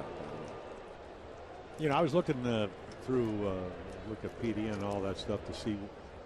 He grew up in the South, but why actually his first name is Fielding? Fielding. You know, I thought he might have, been a little league player, gone to Was the it a Little League family or, legacy name? No, there was nothing about that. Never found that out. It's when you have too much time on your hands. Well, you're always looking for those nuggets. Yes, those. Well, if you want to call it those, but. And now you have 6 new colleagues in your Hall of Fame club. Mike, yeah, that's right. I am. Well, you're in the club. I mean, it's not your club, but you're in the club. Fraternity, whatever you want to call it. Looks like they had a beautiful day at Cooperstown for the ceremony. All the 6 very deservedly are there. See, you had 300 game winners. Glavine with, I think, 305, and Maddox with 355. And you had Frank Thomas with over 500 home runs. And you had 3 managers with 2,300, 2,500, and 2,700. Torrey, Bobby Cox, and Tony La Russa. Off the end of the bat to James Jones and 1 away. For every Orioles walk, Care First Blue Cross Blue Shield contributes $50 to support Be More for Healthy Babies. The Orioles have drawn 250 walks for a total of $12,500. Care First Blue Cross Blue Shield encourages each of us to take that first step towards a healthier and a more active lifestyle. Orioles fans at Safeco Field. Always good to see the black and orange on the road. We've seen a lot of it on this trip. So you did not go back for the induction this year, in part because today is your wedding anniversary. No, so congratulations, and you can be home tonight with your lovely wife, Susan. Yeah. But also my stepson Spencer had some health issues, which he's done really well through. So I missed some games early. And I'm with him. I mean, Dennis Eckersley, I talked to him this morning. Jennifer, actually, his wife, sending me all kinds of pictures. So I feel like I'm there. You didn't stay back just to work with me? Well, that, in part. Thanks. 0-2 on Caleb Joseph. One Hall of Famer to another. Oh, yeah. What was that high school? St. John Vianney. I mean, it's not Cooperstown. No, it isn't.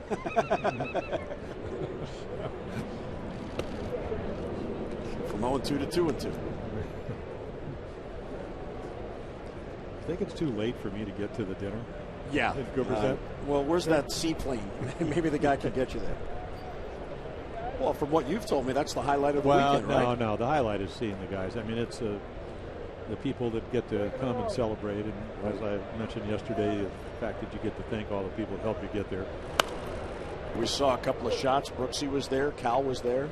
Eddie was there. Frank was there. I think one of the things, whether you go to a ballpark or whether you go to Cooperstown, whether you do the statue ceremonies we had a couple of years ago in Baltimore, is that you see how people really love baseball. Mm-hmm. And for us who played it or had the chance to play or manage, it makes it even more special. Sharply at the short. Nice hop there for Taylor.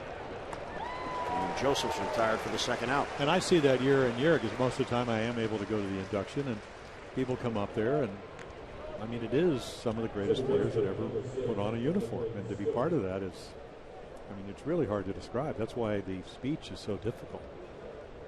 And if you're like me, I mean, everybody comes from different backgrounds. I was adopted, and what if I hadn't had the parents I had, or the fact that I played for Cal Ripken Sr., or I had chosen another organization, probably wouldn't have gotten there. Had the teammates. So you signed before the draft? I was a year before the draft. Yes. And Paul Richards came in. He was with Houston, had been with the Orioles, and left a couple of telegrams. And then the Orioles came in and sweet talked my parents. And I'd always, it's funny when you're 17 years old as a good basketball player. It was a tough decision because I wanted to go do both. But I always dreamed about being a professional baseball. I had no idea what it was about. Right. But I'd gone to Yankee Stadium like Billy Crystal, and before color television, never realized how green the grass was. And I mean, it's special when you're 9 or 10 years old. So it was the minute you sign that contract, you give up the basketball, but then you have a chance. And as it turned out, I ended up signing with an organization that would have the best winning record in baseball for the next 20 years. And I had a chance to be part of that, as did all the other players that I played with. Pretty special time. Upstairs, 3-1 on Scope. Jonathan drove in the Orioles run with a single off Elias in the third inning rally. Yeah, it just like for 3 hitters, he made bad pitches. The rest of the time, he's mixed his pitches up very well. The stuff's been good. We haven't seen a lot of hangers, haven't seen a lot of fastballs in the middle of the plate. We'll see what happens here, 3-1. That ball apparently a little bit high. And right there, even though there's 2 outs, Sanino will come out. Young catcher, young pitcher. Words of encouragement to get the next batter and get out of the inning. Well, the Orioles are an easy team to pitch against if you keep the ball in the ballpark because they don't steal bases. They don't have, defensively they're terrific, but they don't have a lot of foot speed offensively. So they don't put a lot of pressure on your defense or even the pitcher that way. Kakis is 0 for 2. I'd love to have the last at bat back. So at first and third and nobody out, and he popped it up to the infield, could not get the runner in from third or advance the other runner. Well, Nick's the type of guy that if you're left-handed, he's going to get his hits. That's been well documented over the course of his career. I mean, he's hitting .290. He actually came in 4 points higher. Now the power numbers go down. I mean, 7 home runs, 6 against righties, only 1 against lefty. But you just can't get him out with mediocre stuff. If you hang a slider, you're going to be in trouble. And this young left-hander hasn't done that. He's made good pitches both times. It's his 4th start against the AL East. He's gone 2-1, 1-1 against the Yankees, and 1-0 against Tampa Bay.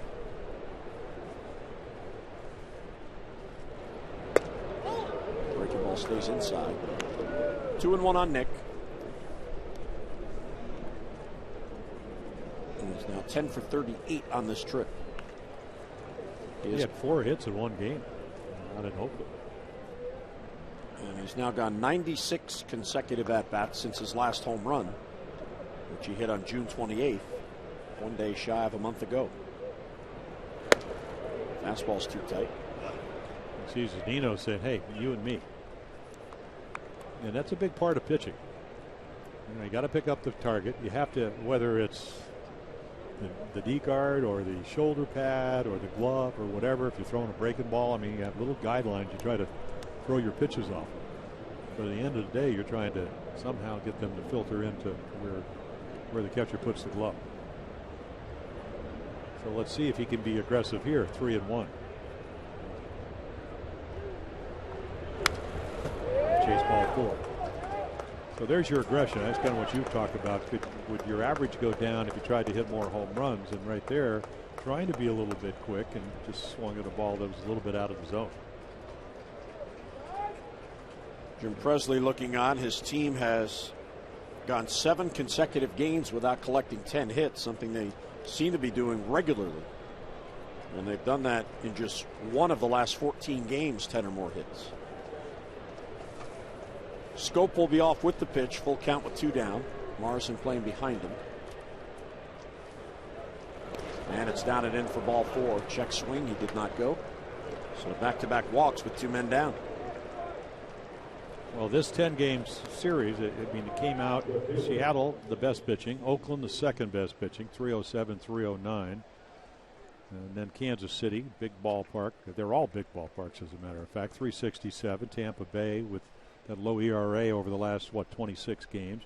9-game winning streak. The ERA was, 136 or something. And the Trop regarded as a pitcher's park. Exactly.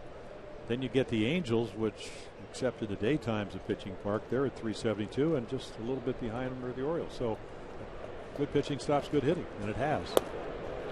But it doesn't mean, and one of our notes on the opening today was the one reason they've hit 11 home runs and they've hit well with runners in scoring position. Here comes Rick Waits again. So if Steve Pearce can get a base hit, something he's done well in these situations, and in scoring position, all of a sudden the scoreboard changes. Well, the Orioles have 57 wins on the year, and 48 of them have come in games in which they've homered. The Birds have just 9 wins this year without a home run.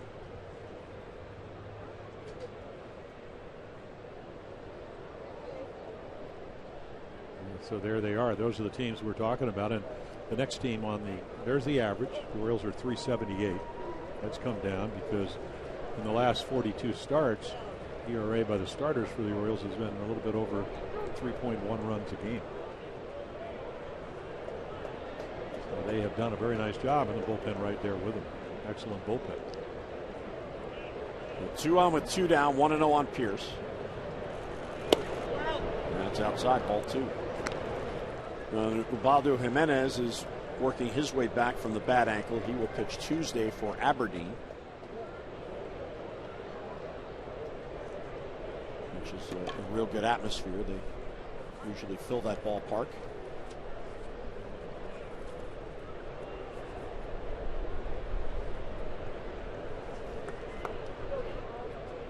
So what does Pierce get here on 2-0? Fastball, and it's a strike. Well, it's not really not as much as what he gets as what he's looking for. And obviously he wasn't looking for a fastball because that was pretty much in the middle of the plate. That's the key to hitting when the pitcher falls behind. Look for your pitch. Don't swing at anything else. Make it be in your hot zone. That's pretty much kind of where that pitch was.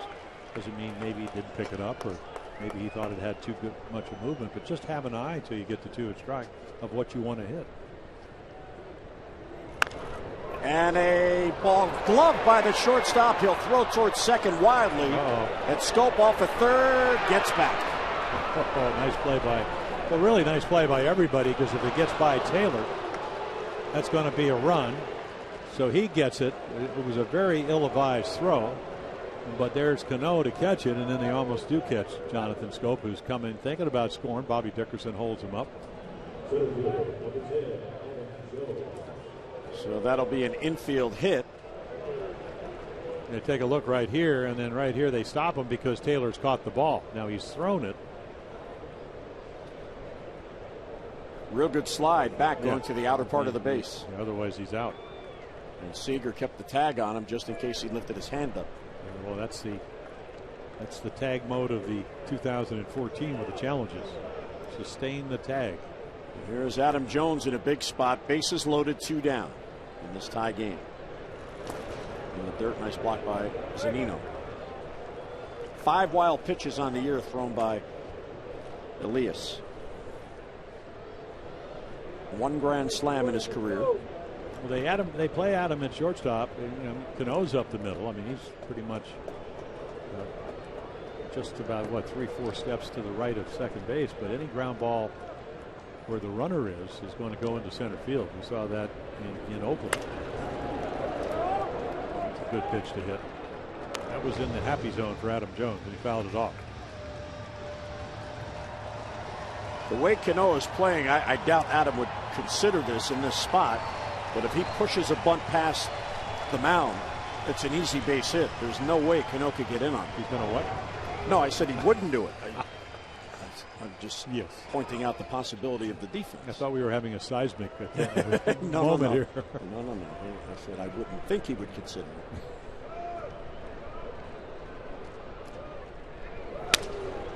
Ground ball, broken bat. Seager has it. He flips to second base.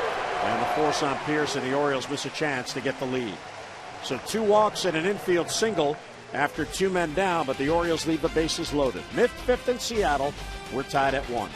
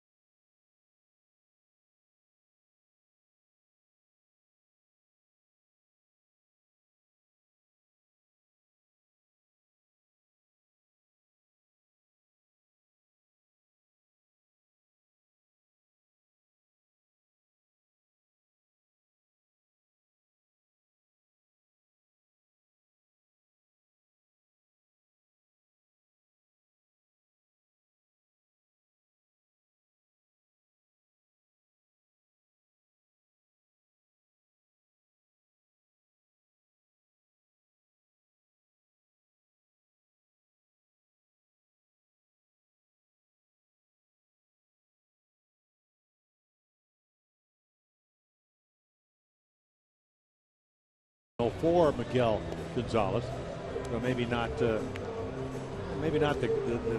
crispness he had in his last start, but it's still very efficient. More fastballs, a few less breaking balls, and pretty much using the splitter. And I think one of the reasons for that is that he's maybe a little bit behind. Hasn't thrown a lot of balls, but it's just the counts. I think he's felt that he has to be a little bit more careful, especially when they only get a 1 run. Those are your deep inside the numbers. For Miguel, still out there, who is scattered at least through the first 4 innings, 8 hits. Seattle has left 7 on. The Orioles have now left 5. Cano, Morales, and Seager against Miguel here in the 5th. Yeah, it's one of those days you can just see he's walked 1, hasn't struck out anybody. And it's difficult to strike people out when you get behind, and maybe you don't have your best stuff, but he's certainly using all his pitches. Cano has flied out to right, and he has popped up to short.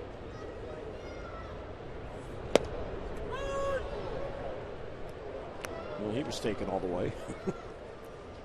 Well, we've seen him do that so many times, so many years. He was looking for a ball inside half to maybe give him the lead again. Hangs up for Marquez, who runs it down. Well, yeah, he can backspin the ball, and by doing that, stay on top of it. That's why that's not an easy play. Well, we hope you could join the Birds for a very special event Friday, August 8th, as the Orioles mark their 60th anniversary with appearances by more than 20 Orioles Hall of Famers, including legends Brooks Robinson, Cal Ripken Jr., Frank Robinson, Jim Palmer, and Eddie Murray. And then you can stay after the game at 7:05 for a fireworks and laser light show, plus on-field ceremonies that you don't want to miss. So get your tickets now. That's August 8th. Get online at Orioles.com/60 or call 888-848-BIRD. Will you be speaking at that event? No. Oh, okay. Well, I don't know. I doubt it. I'd be way down the line. Morales to right. Not a lot of it. Markakis out there, though, runs it down for the out. Yeah, that's into Death Valley. Even though they brought that fence in, it comes across a little bit more. It used to go out all the way right along the stands right here, but they just kind of angled it in, but not a whole lot. Still a lot of room. If you could pitch, I mean, if you can pitch inside the power alleys, tons of room here.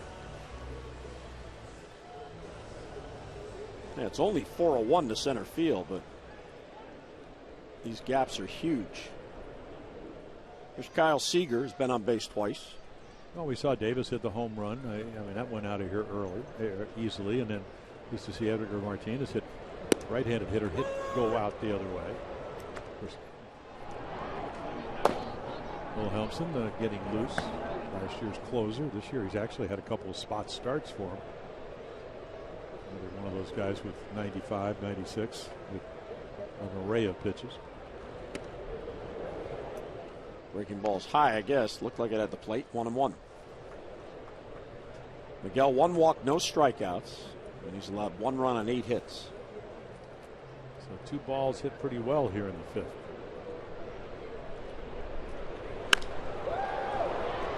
Jones will put it away in 3 fly ball outs, and Miguel has his first 3 up, 3 down inning. We'll head to the 6th, tied at 1.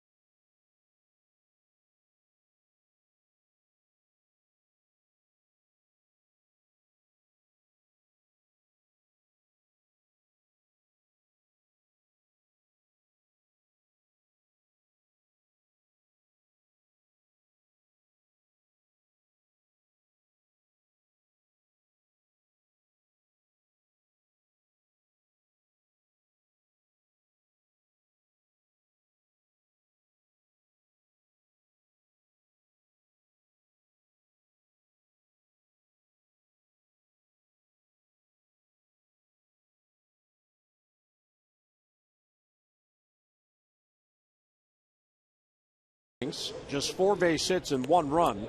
Got out of a bases loaded jam last inning. He struck out 6 while walking 3, 85 pitches to get through the 5 innings, and now the bullpen goes to work for Seattle. Yeah, he really pitched out a couple of jams, as you mentioned. The bases loaded, and then the Orioles did score their runs. Well, Helmson comes in, and you see the low ERA. Walks, about 1 every 2 innings, but a lot of strikeouts. And again, didn't realize he had the secondary stuff was that good. Throws 95, curveball, slider. And then again, last year started the year as a closer. Farquhar finished it as a closer, and then he went to the bullpen. So he's been very effective for him. And he's worked. He's become a long man in a sense, because 11 of the last 15 appearances, 2 innings or more. And that's why he leads their relievers with 55 2/3 innings. He'll face Nelson Cruz to lead it off. Davis and Hardy will follow.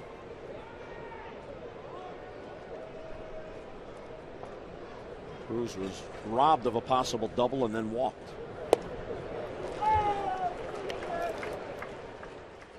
Cruz has 1 home run and 2 RBIs in his last 51 at-bats, covering now 15 games. The pace he was on was so blistering. It would have been difficult to keep that up. Yeah, a typical year for him is pretty much where he is. I mean, somewhere in the 30s with home runs and whatever. And obviously very close to that number. 1 swing away. Right. Jeez. Big strike zone. He's going. First one was down and away at 96. And Manny Mancala, that's up and in. I mean, Will Helmson is going, oh, yay. This is good. Because he does have a good slider and curveball. There's a breaking ball. Morrison had a better angle, calls off Cano and 1 away on the pop-up. And he's taller. We invite you to sign up for the Casey Cares 5K at Oriole Park. It'll be on Saturday, August 2nd with race ambassadors Nick and Christina Markakis. All the proceeds benefit critically ill children. Visit CaseyCares5K.org to register. Begins outside Oriole Park and ends on the field. Chris Davis now.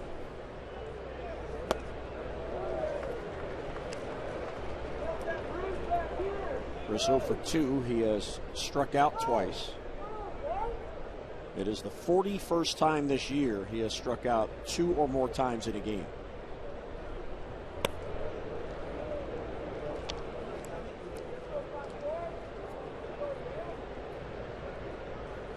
He has 7 hits on the trip, and 2 of those are home runs. Now facing the right-hander, Will Helmson.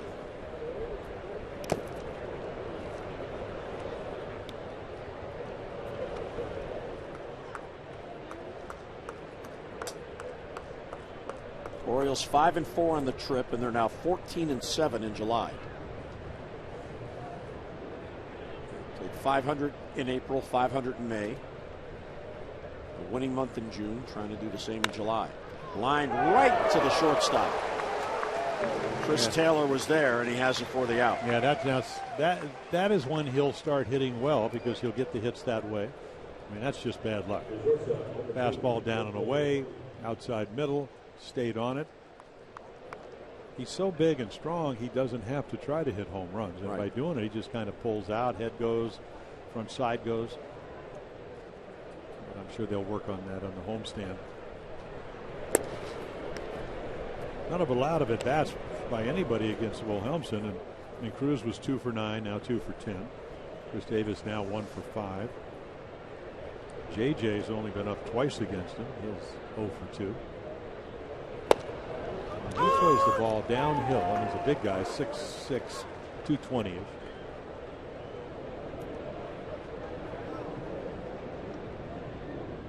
And this may be the perfect row for him. It might be a Tommy Hunter roll. Or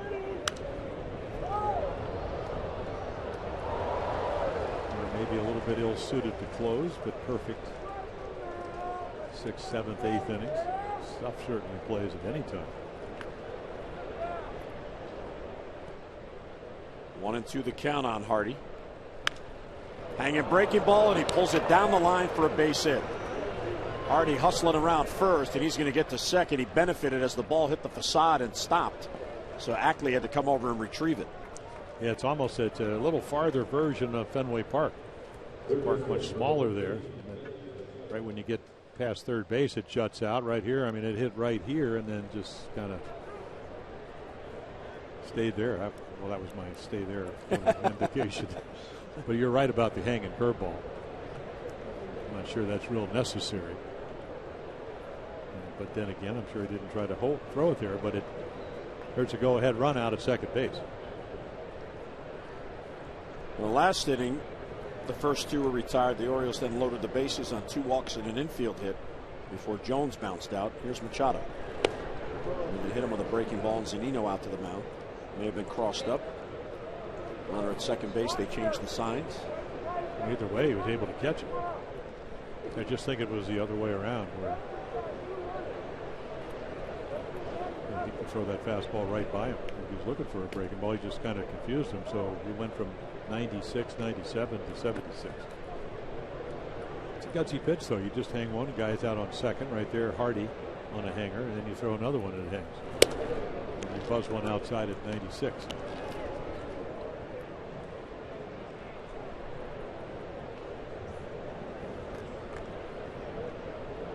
Machado has singled and scored and flied out. 324 hitter with runners in scoring position. The Orioles are just 2 for 5 today with these opportunities.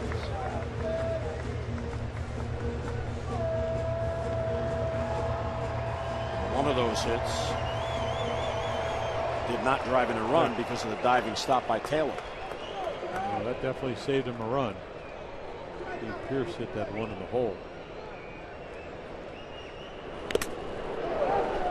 Foul got a piece of either Zunino or Gonzalez, the umpire. Well, they've been pretty fortunate because when you're throwing 96, 97, and then you hang a slider, I mean, look, this ball just spin. I mean, it's right in the zone.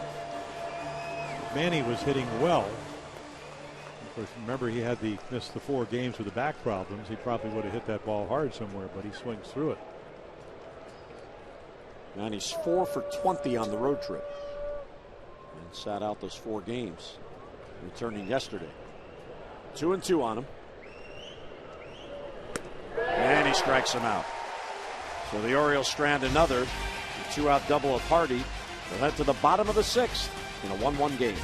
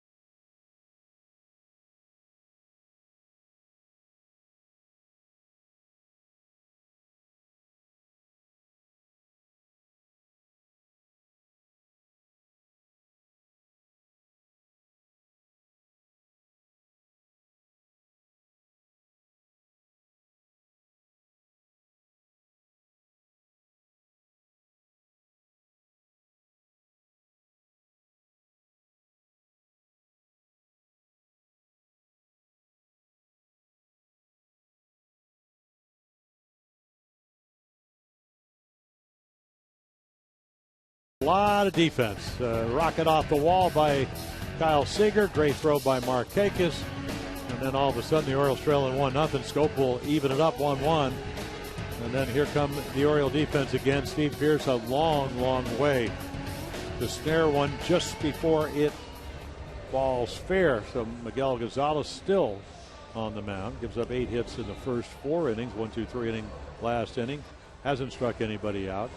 Pretty efficient with his pitching. Those are your Geico game highlights. 15 minutes could save you 15% or more on car insurance. Floppy hat fan. Almost had a baseball. That was meant for me.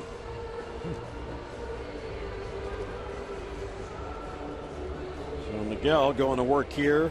He'll face Hart, Morrison, and Zunino in the 6th.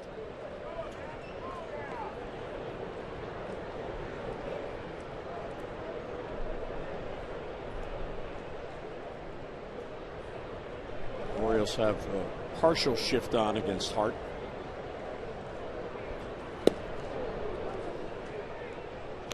You see Hardy deep in the hole with Machado deep. Scope is shading up the middle, but on the second base side.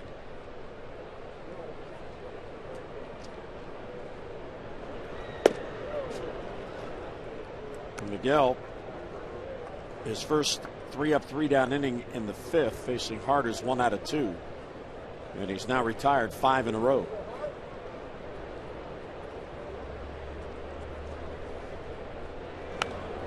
Ooh, that fastball rode in on him. He still swung. Well, he keeps missing the ball away and then chases in. Corey Hart's a big guy. Tremendous wingspan. As you were talking about yesterday, a couple of 30-plus home runs. You see, wide stance. Popped up, wide of first, long run for Davis, and he can't get there. Yeah, nobody can get there. Gonzalez over there, a little team meeting in front of their dugout. Yeah, look at Corey Hart. There was a great article in the New York Times about Jeff Francoeur, who actually is back in the big leagues, I believe with the Padres, and he was playing for the El Paso Chihuahuas. The Chihuahuas. AAA team, I believe, and pitching. Actually pitched a little bit. There's another guy, Jason Lane, remember? He was an outfielder. He's a left-handed pitcher now. Ooh. Also playing for the Chihuahuas. But similar stances. Why are Chihuahuas big in El Paso? His heart goes down in strikes. That's a very unusual dog to pick. Look, they're tiny dogs, Chihuahuas. Where is El Paso close to? Well, it's close to New Mexico. It's close to Mexico. Yes, Juarez.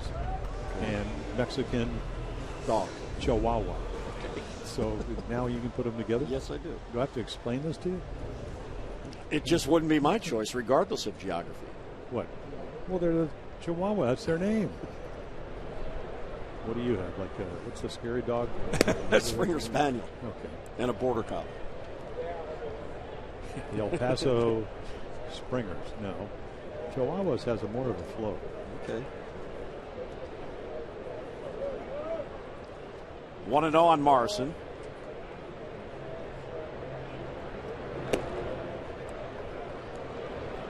All of a sudden, Miguel has found some consistency with his stuff here. He's retired 6 in a row. Yeah, just got to be careful here. You have to make your pitches. Wind blowing, helping you to right field. This guy, not recent history, but certainly big guy with home run power, sitting on the corner. That's where he's able to go. Inside half, and all of a sudden everything changes. I mean, that's really what pitching's about. That's why you do your sides. That's how you can win at this level. This is what Dave Wallace, Tom Cheedy, the two pitching coaches have come on. Fastball command. Markakis hit on it the other night, saying, boy, Norris hit that outside corner, something he couldn't do yesterday, but that's what you try to work on.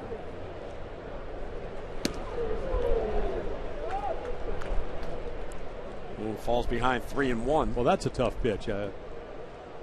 Pitch with a lot of guys. You know, our credo was you pitch in when you're even or you're ahead. 2-1 is not even or ahead, it's behind. So when you do come in, if you don't get it all the way in, that's when home runs happen. You want to pitch to the big part of this ballpark if you can, which is right where the glove is now. And there's a 1-out walk. Second walk allowed by Miguel in the game. Orioles fans, you can earn rewards for sharing and posting Orioles content on social media by joining the O's Bird's Nest. You can join the conversation now at osbirdsnest.com. Plus, if you enter today's bonus code, DAUER, D-A-U-E-R, before midnight, you'll receive 2 bonus tokens to be entered to win a monthly prize of an autographed player photo or a year-end prize of 2 tickets to 2015 opening day. Join the O's Bird's Nest today and start being rewarded. Dower. Richie Dower. He is fouled off. 62nd birthday today for Mr. Dower. Wacko. That was his nickname. Well, I mean, that's affectionate. Yeah. Great guy. Fabulous player. Out of the University of Southern California. Good baseball program there. Yeah, when he came to the big leagues, he kept calling Earl coach, or Earl Weaver. Drove Earl crazy.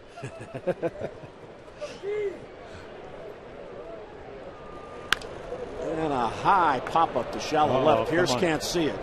Now he picks it up. And he's got it for the out. Yeah, got the glove up about 3 times just to make sure. Yeah, Richie came up and, and skipper.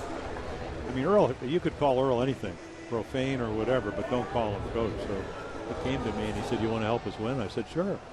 I said, "You mean other than when I pitch every 4th day?" He said, "Yeah." He said, get Dower to stop calling me coach. Did you do it? Yes. Took about a month later because I wanted to see if he could handle. You never know. I mean, Earl, Coach Weaver.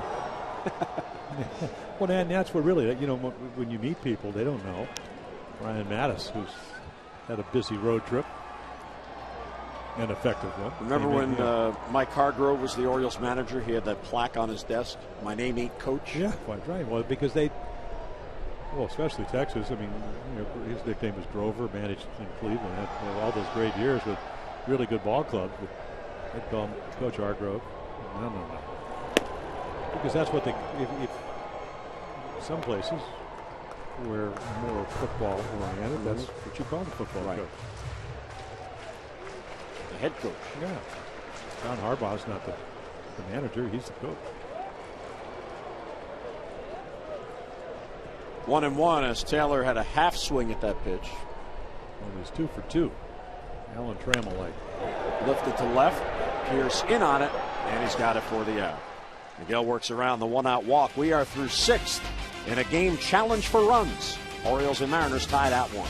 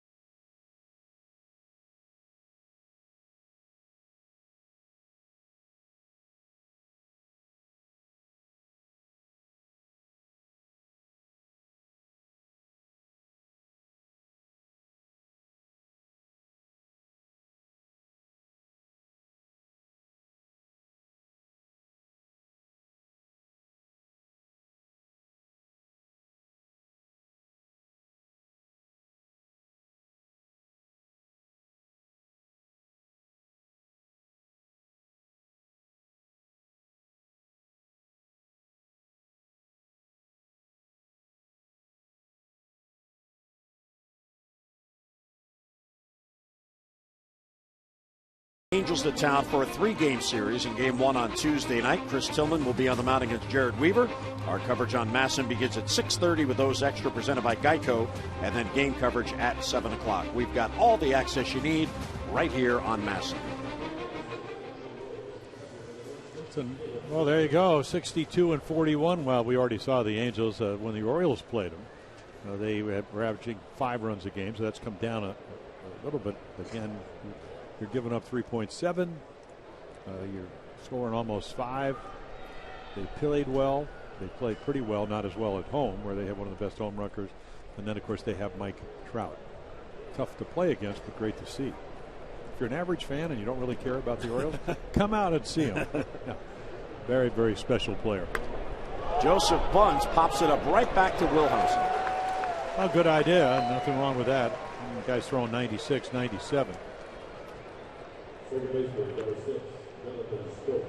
Wilhelmsen on for his 2nd inning. He allowed a 2-out double to Hardy in the 6th, but no runs. Seattle got its run in the 2nd. The Orioles got their run in the 3rd, and were denied another run on a great play by the shortstop Taylor in the 5th. Scope takes fastball for a strike. Jonathan drove in the Orioles' run with a single in the 3rd. That inning began with a single by Machado. The double by Joseph and a single by Scope to get the run in. And they had second and third. Or first and third after the run came in, and Markakis popped up and Pierce bounced into a double play, and that was that. They settled for a run. And Scope goes down on strikes on 3 pitches. Well, this guy's got a great arm, and you just have to hope that you get a break. You hung a curveball to Hardy, hung one to Machado. I mean, Hardy fitted for a double.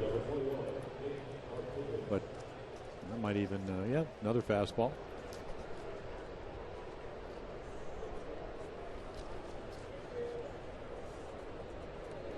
So here's Markakis, who has never faced Wilhelmsen. Seems a bit odd. Well, because he was a closer. And we play in the other division, the other side of the country.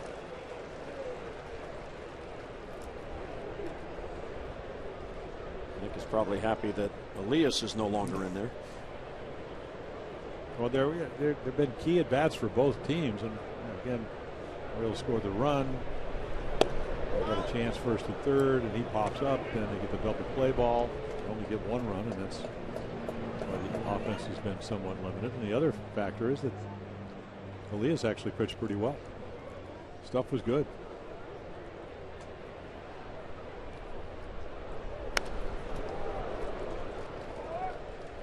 So, Powder River, what? This guy's fastball right there, extremely hard or explosive fastball. Jimmy Powers, Daily News, back in 1937. And then Powder River Country is located in southeast Montana. Powder River runs through Montana and Kurt Gowdy's Wyoming. State, Wyoming. Have you ever been on that river? No, I don't think I've been on that river. There's a changeup.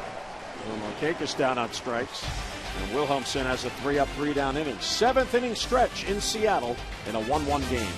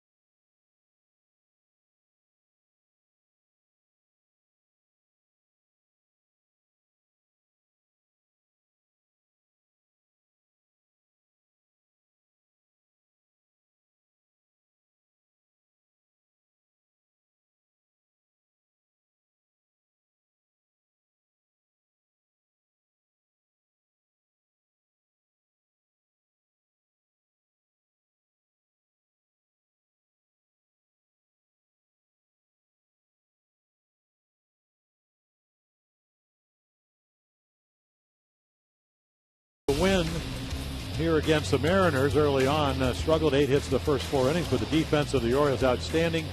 Hardy gets the tag throw from Markakis off the wall, and then Steve Pierce could have been a double. It's just an out. In fact, good defense by both of the ball clubs. So Miguel will leave. So there is what went on. So he throws a few more fastballs today, a few less breaking balls, and changeups pretty much. Gives up 8 hits in the first 4 innings, and then the last 2 innings they don't get anything. 90 pitches, and your Jiffy Lube pitching change. Change is good, especially when your oil is getting changed at Jiffy Lube. Give your vehicle relief, speaking of Brian Mattis, with regular oil changes at Jiffy Lube and help stretch the life of your engine. Pitched very well on Friday as the Orioles would come back and win that in extra innings, 2-1.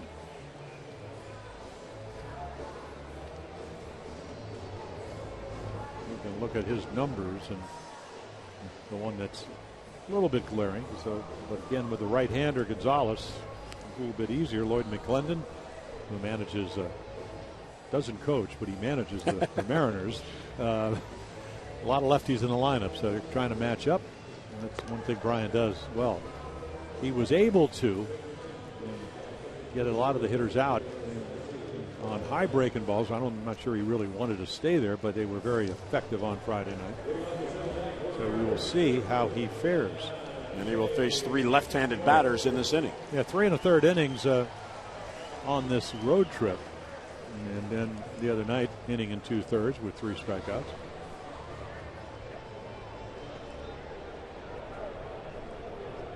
So Mattis will go to work on Jones, Ackley, and Cano. Jones is 0 for 3. 3 balls put in the air.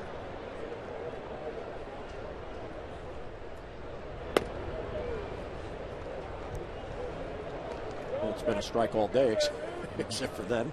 No, you talked about it early on. I mean, this is a guy they want to have on because of his speed. 20 out of 21 when he's trying to steal bases. So even if he doesn't steal against Mattis, he does give you a lot of speed. So we try to keep him off. There's a high slider.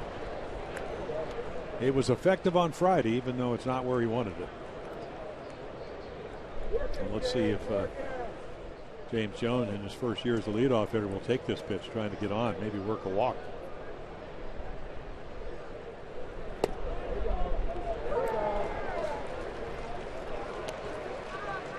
Well, I know he must think it's a strike because he's staring in at him. Well, he's looking in the dugout like he's going to get help. Unfortunately, you don't want to walk this guy.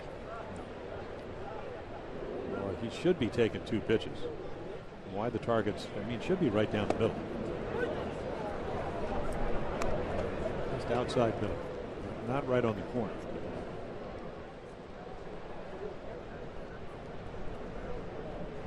Buck over with Dave Wallace. Yeah, once you get behind a guy that's a single hitter, you have to make him put the ball in play, and sometimes that means I have to throw a pitch a little bit more in the middle of the plate.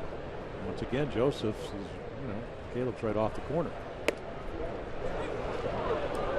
He does take 2 in a row, and it's full. Well, he's doing what he's supposed to do. He's forcing Brian to have to throw strikes. And he ought to be throwing the ball exactly where he just threw the last 2 if he can. Throw it for the middle of the plate. Hope it doesn't end up there, and make him at least swing the bat. And he does, and he struck him out. So very nice pitching. Yeah, the good news is sometimes in your muscle memory is that if you're really pitching well, even if you miss with the first 3, you can come back. So 3 consecutive balls, 3 consecutive strikes, and that one right on the outside corner. Boy, that's one of the great cameras in baseball, that high home or overhead. This would be a roof type camera here. Orioles have incorporated that at Camden Yards. Umpires hate it.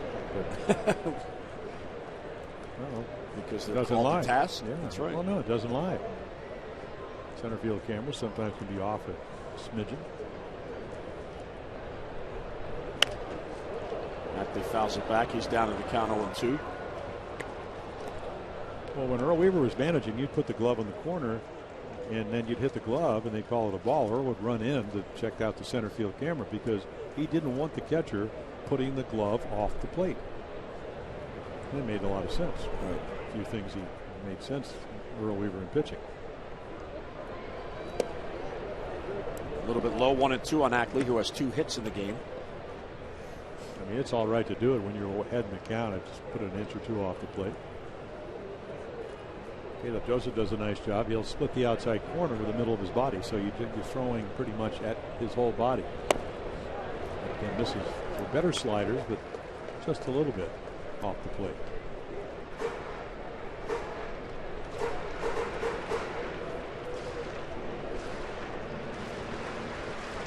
Slightly open stance. Let's see where Caleb goes this time.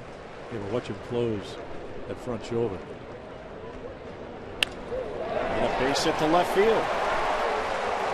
He is in some kind of a roll. Well, he keeps hitting the ball while they're not playing. I mean, you know, how often we're pitching him away, and that's where he's hitting it. He's saying thank you very much. That ball's a dead shortstop. Well, as promised earlier in the game, here's our AT&T's fan photo.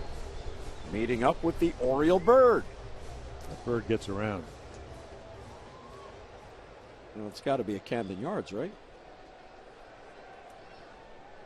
Maybe up on the club level. I don't know. You probably have the bird's cell number. Knowing you. I will not reveal that information. Here's Cano with Ackley at first and one down. And it gets past Caleb Joseph. Yeah, should have caught that ball. Doesn't happen very often. Somewhat pivotal play on a 1-1 game in the 7th. He just doesn't catch it now. He doesn't throw it, maybe even close, but that's usually a ball that he'll catch. Certainly not an easy play. It's been ruled a wild pitch. Oh yeah, well, I mean, it wasn't close to the target. He doesn't miss it, that ball if it's within his arm span. And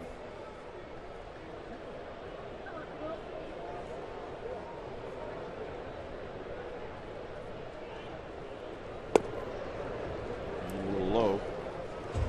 2-0 on Robinson Cano, who is 0 for 3. And a real hard line drive his last at bat, but it hung for Markakis in right field. 9 for 30 against Mattis. A couple of home runs as well.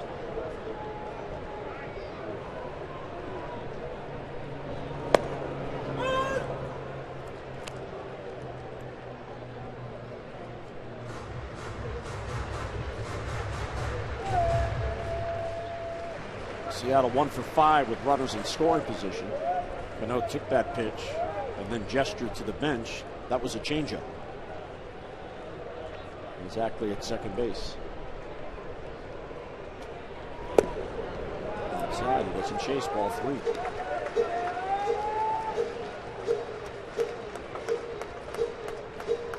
Cano is in and out of the box after every pitch.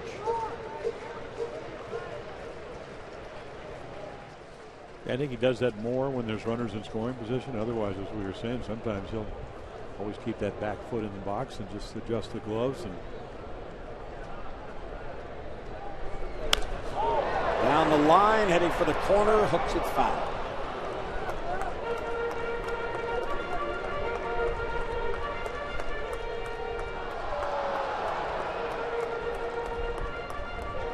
Well, every once in a while, you kind of touched on it. They said when he was playing with the Yankees, he'd get a little nonchalant, but you're not hitting 354 at runners in scoring position if you're nonchalant in these situations. I mean, this win, the good hitters even get more focused because they know they can give you a chance to win a game right here. And it's upstairs for ball 4. If you pitch to him.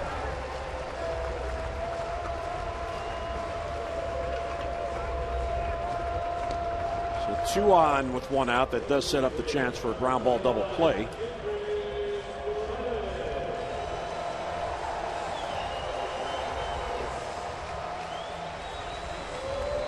Buck on the phone to the bullpen.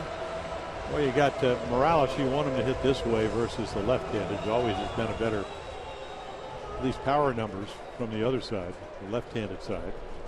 And then you got Seager, who hits lefties and righties equally as well. And then right behind him is Corey Hart. So Tommy Hunter's getting loose for him. Popped up to first. And Davis shields his eyes from the sun and has it. Real good pitch there by Madison, 2 down.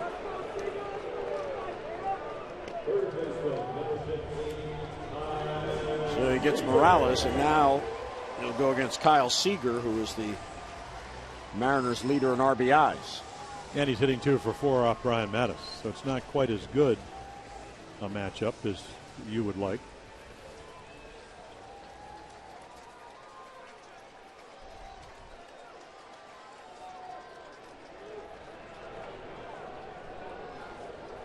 Seager has 1 hit. He's also walked. 1 for 2 officially. Strike on the inside corner.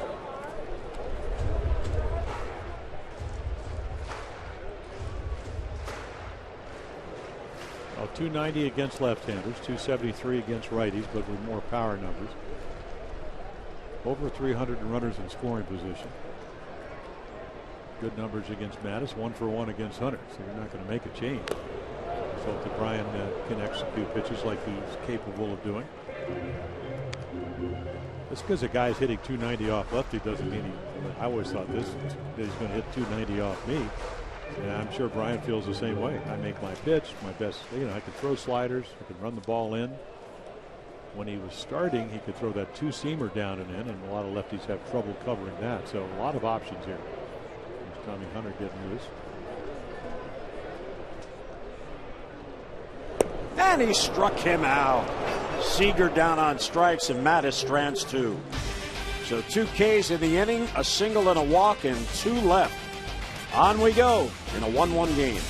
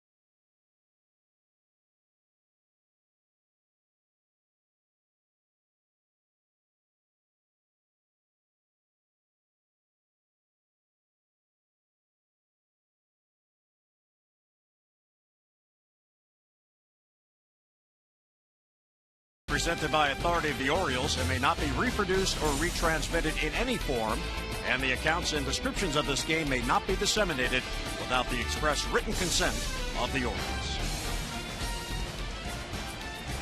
Well, real good game. There's Dave Wallace chatting with Brian Mattis. Good friend Chris Tillman alongside. Yeah, made some great pitches. Brandon Marr, we saw him the other night. Boy, he came in flame-throwing. Struggled as a starter. 1-4, 752. You can see the fastball. That was 96, 97. Didn't throw a lot of breaking balls. Does have a change-up slider. So much more comfortable and has yet to give up a run out of the bullpen in 15 innings. Pierce fouls it back. It's a nice little challenge. Not that he doesn't have other ways to get you out. I mean, fastball hitter, fastball pitcher. Yeah, who did you say he was related to? Paul Bunyan. Well, here's a Powder River guy. There you go. In fact, their whole bullpen, most of them have plus arms. Fastball's 94 to 99, over 97. There's the slider. Still hard at 89. It's one of the tributaries of Powder River. Oh. The 89 mile per hour slider.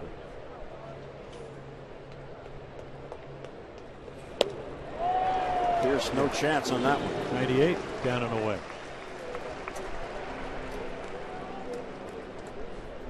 Well, this is real Powder River. Not only is it 98, it's on the corner. It's black.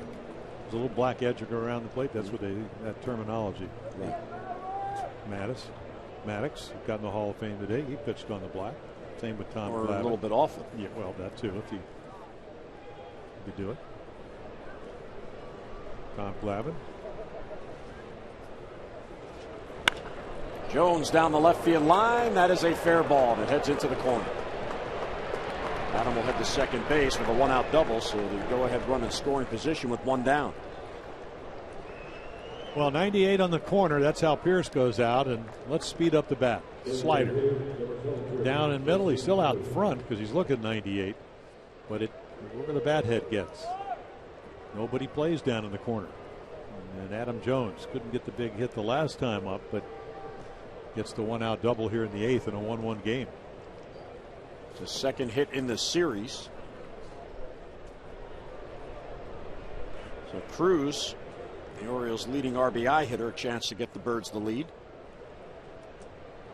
Except they take the bat out of his hands and walk him.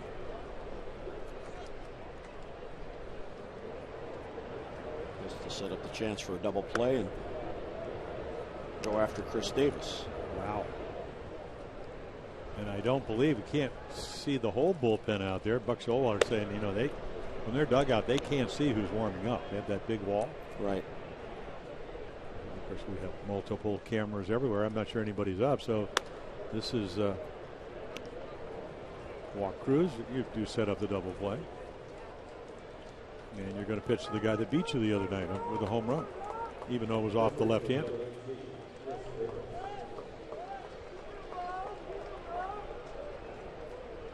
So there it is, yeah, 95. And we saw the home run off of Felix by Cruz. That was what, 111, 112? Oh, yeah. One of the. And there comes Rick Waits, Mariners pitching coach.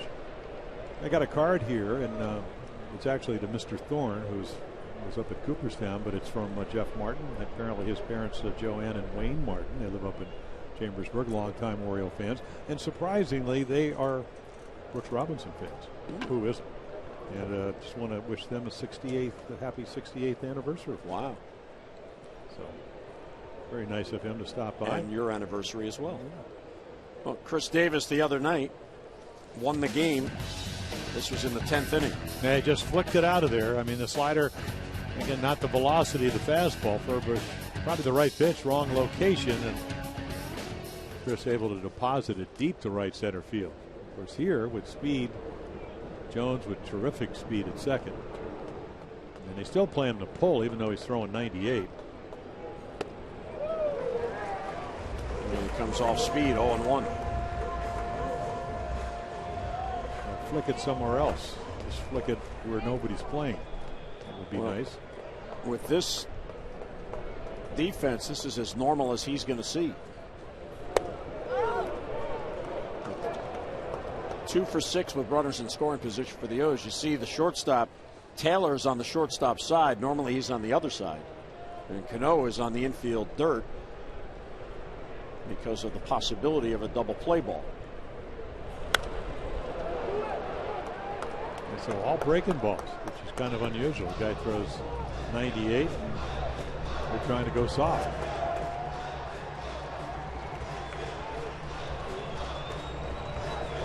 So now there's not a lot of run and relief. There's 2 on with 1 out in this tie game. Davis looking for the big hit.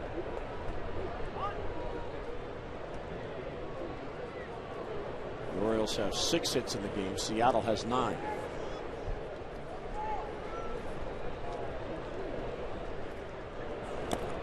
And a good take. So 4 successive breaking balls. So Rick Waits went out, I guess, and said, don't challenge him with a fastball. Well, at least to this point. But you're hitting off a 98 because that's the last pitch he threw to Steve Pierce. You know he's got good velocity. There it is. 98. And Davis down on strikes for a 3rd time in this game. 2 down. I mean, Brandon Moore is not the first guy that when you take out the starting equation all of a sudden becomes a very, very good pitcher. Now, Kevin Gausman has pitched well this year, but last year he excelled out of the bullpen because he could come in and be real aggressive. Didn't have to think about getting a guy out more than once.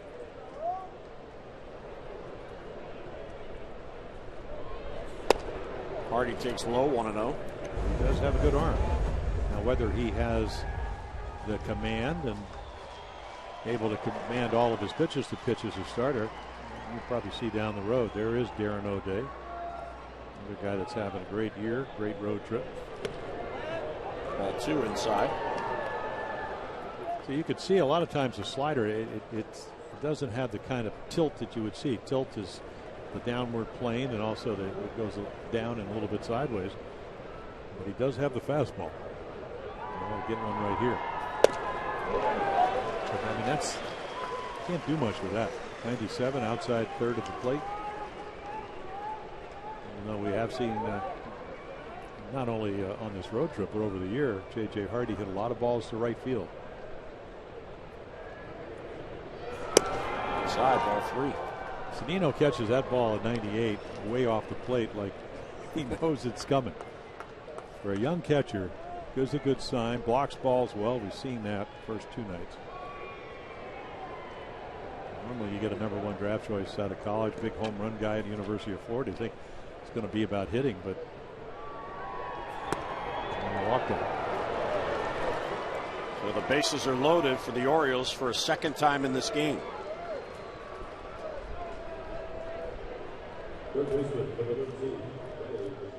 With McClendon looking on. Well, I've been in these because, I was wild, and Brandon Maher certainly, obviously, can have some command problems. But when this happens, you just figure, you know what, I'm still going to get him out.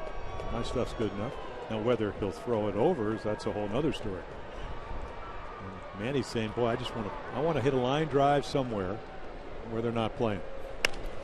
Towards left field, there's the shortstop. Taylor goes to second high, and safe at second base is Hardy, and the Orioles get a run. Well, you know what? I think that's all about early on. Steve Pearce got to second base when he was on first so quickly that Chris Taylor felt that he had to rush this throw. I think he had a lot more time, and he makes an off-balance throw. He makes a nice play getting there, but he gets to it because he's playing in the hole. High slider, hit in the hole, and there's the throw. And he certainly is off the bag. But not only do the Orioles get the second run, but the inning stays alive. And that's an infield hit and an RBI for Machado. And here is Caleb Joseph. Orioles now have the lead.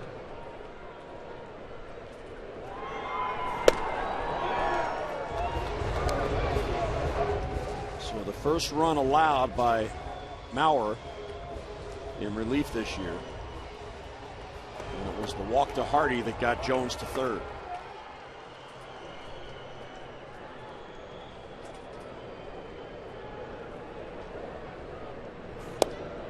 And away, 1-1.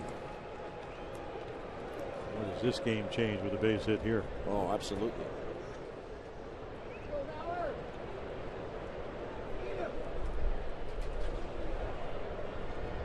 Caleb is 1 for 3 in the game. You don't know how this game is going to end, but another night, intentional walk. Yesterday, intentional walk. Intentional walk on this 10-day trip. One in Anaheim yesterday early on. That runner ended up to score. Orioles lost 4-3. Intentionally walking Cruz in this inning. We get the Davis. Good take, ball 3.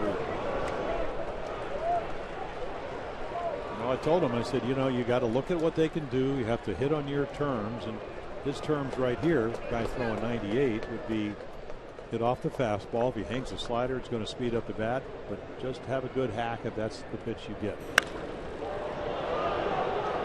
And I think we're seeing that. Hitting is hard, but it's not as hard as young hitters sometimes make it. And as you touched on, double A's double A. He'll tell you, the guys have better stuff. They have better command. Curveball for a strike is not a get me over this level. It could be a more quality pitch. But Caleb Joseph, he's got the talent. Here's Dominic Leone. And Joseph strikes out to end the inning. But the Orioles do scratch across a run. They strand 3. We'll head to the bottom of the 8th with the O's in front.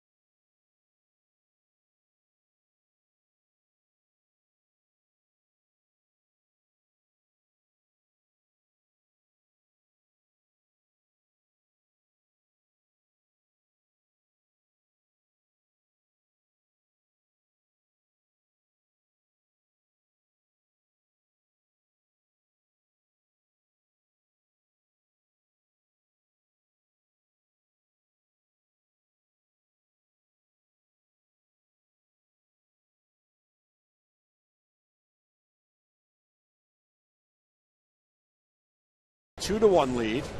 So the Brewers now looking to get 6 outs to get the win and then head on home. And Darren O'Day comes on to begin the 8th, and he has been on some kind of a roll. Yeah, well, that's the lowest earned run average of any reliever in the American League. So get the right guys out there. And as we know, that doesn't always mean things are going to happen, but he's been so good. Lefties numbers have come down. They were actually early in the year, they were over 300 as they were last year. But they're down in 232. Doesn't give up many home runs, 2 on the year. Throws a lot of strikes. Good fielder. And the big question that you have to get, and you talk about in between, you need to get 6 outs before they get a run. David Lowe now in left field, taking over for Steve Pearce. So Pearce, who made probably the best defensive play in the game. And if you can retire 6 in a row, you don't have to face Robinson Cano. And while sometimes you have to, and if O'Day is able to get through this inning, you'll probably see Zach Britton, lefty versus lefty. He's got Cano out to end the game the other night. But ideally, you'd like to think that maybe you could retire 6 in a row. We'll see if that happens. There's Corey Hart.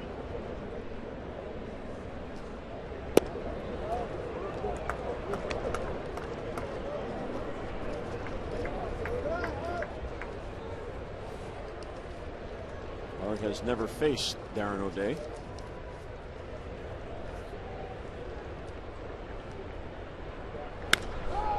Center field. Jones will glide back to it. Blowing a bubble all the way. Boy, the wind really took that ball. Yeah, well, that ball was hit pretty well. One of those days, I think if it's out to left center, not down the left field line, but or the bullpen, but to deep center, a little bit left of the 401, the wind's probably knocking it down. But that's the Wayne Kirby, takes care of the Oriole outfield. Kirby knows. They talk the entire inning. Kirby's always gesturing out there, and Adam responds to him. Well, that's part of it. I mean, he does do the position. So he's your quarterback, and he's your quarterback coach on the left, Wayne Kirby. Sending in the plays. Where do you want to play him? Logan Morrison is 0 for 2 plus a walk. Bounce towards first. Davis has it. He'll flip to O'Day, and there's an out on 1 pitch, 2 down. Yeah, you think you have it figured out. Morrison maybe trying to get something he can pull, and then all of a sudden the ball just moves, or what you think is a good pitch isn't.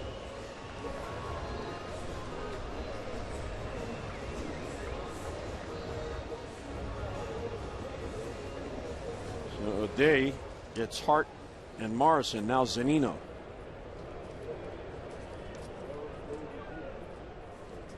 Single twice and flied out. Yeah, so what, 61 hits now and 30 of them extra bases. And as his manager said, learning to hit at the big leagues and catch at the same time. Well, from what we've seen in these 4 games, he's got that catching part. Well, he's going to figure it out.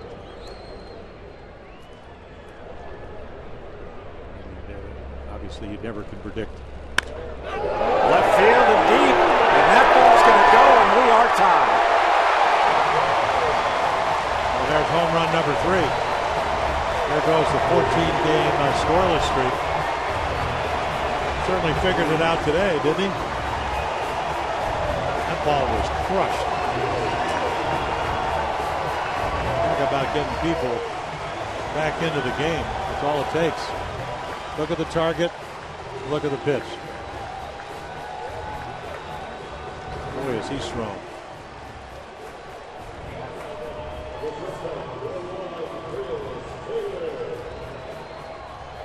So Zunino hits the home run. We are tied at 2. And here's Chris Taylor, the rookie shortstop.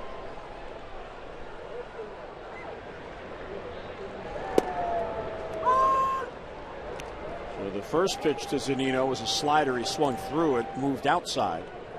That one stayed in, and he didn't miss it.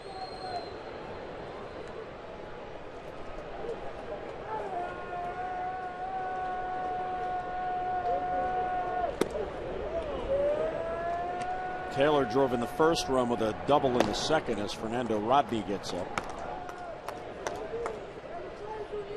He may come, as we see so many times, to pitch the ninth inning, bring your closer in.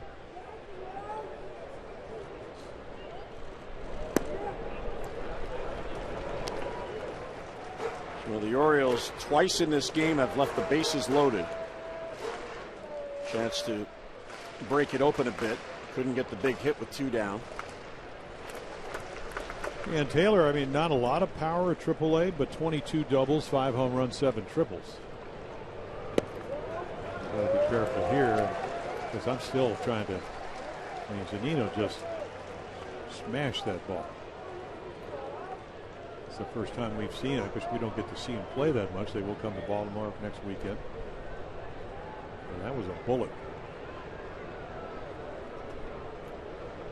The bottom of the orders for both teams have done the damage in this game. The O's are 4 for 10 with 2 RBIs. Seattle's 5 for 10 with 2 RBIs. T.J. McFarland getting loose. And a couple of innings yesterday of scoreless ball.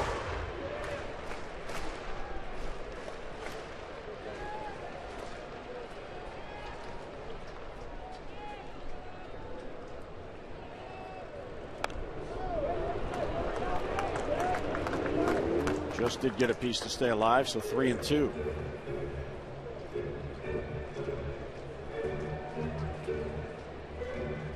Well, that ended the consecutive innings without a home run streak. It had reached 44 consecutive innings before that home run by Zunino.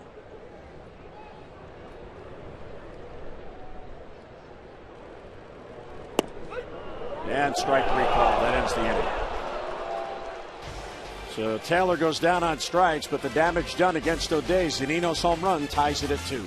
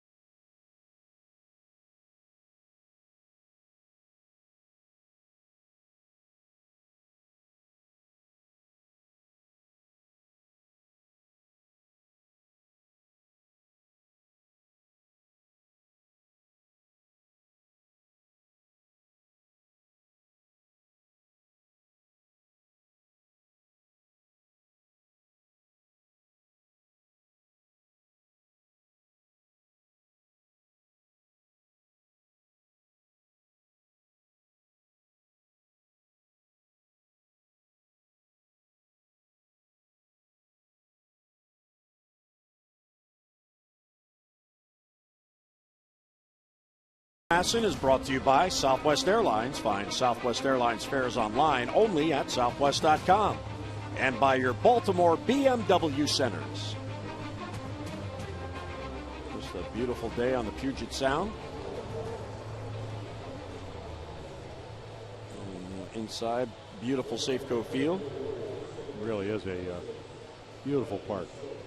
The roof, we saw it on Thursday. That's the only time we've seen it. They rolled it back right before game time. Brandon Moore still on. Struck out the side, but in between, couple of walks, a base hit. Fastball for a strike. Scope will be followed by Markakis and Lowe.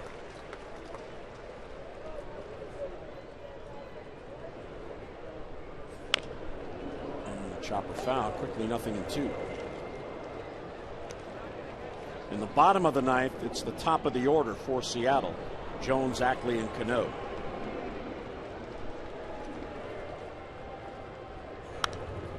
Now back this way. up over our heads. That is tough to do. Off the facade of the upper deck and down below. Maybe not at 97. Well, his fastball is a lot better than the other pitches. Doesn't mean they can't be effective, but. And a base hit in the left field. See, there's a slider. It's not that you can't use your pitches, you just can't throw them in the middle of the plate. And this is how the Orioles have taken advantage. Jonesy started with a double, so it just speeds the bat up just a little bit, and it stays up. Didn't get it down and away, and the Orioles with McClendon on his way to the mound. Well, he had Rodney getting loose out there, and even though this is not a save situation, he's trying to save a tie and get his team up. So Rodney comes on, go ahead run is on, nobody out in the Oriole ninth.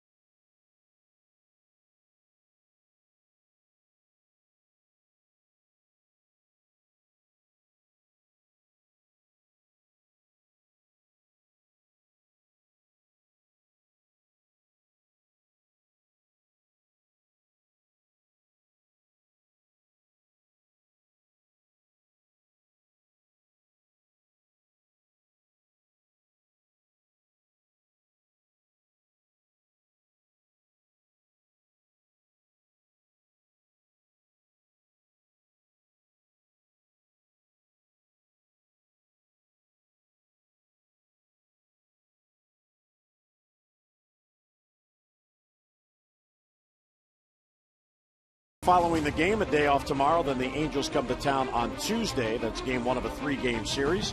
Those Extra presented by Geico gets it going at 6:30, and then game coverage at 7 o'clock in the first of that 3-game series. It'll be Chris Tillman against Jared Weaver in the opener. Then in the middle game on Wednesday, Kevin Gausman against Garrett Richards, and then Bud Norris against Tyler Skaggs on Thursday. So the closer comes in. I thought they would bring him in to start the inning, but Maurer gives up the base hit. The guy you want to beat. He's very good at what he does. Those 28 saves lead the American League, but shooting the bow and arrow, which he did when David Lowe tried to steal, and they picked him off yesterday. But again, he's very effective at what he does because he throws hard. He's got a great changeup. I mean, he can walk people. But hopefully the Orioles, maybe with the leadoff batter on, and you can see Wayne Kirby going through possible signs. What's going on? Are they bunting? Are they? Which I don't think they'll do. I don't know if I've ever seen Nick Markakis bunt. But the Orioles trying to get something going here in the bottom of the top of the 9th inning. He does not have a sacrifice bunt on the year. Rodney comes right at him.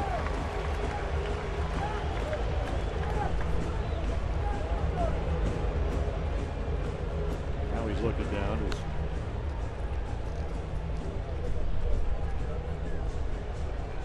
His last sacrifice was in 2007. And he had just won that whole season. Bounces it in there, nearly hit him. What a play by Zadina. Home run to tie it. Does bounce it. I mean, what a play this is. And he made it look like it was pretty routine. That easily could have gotten to the backstop.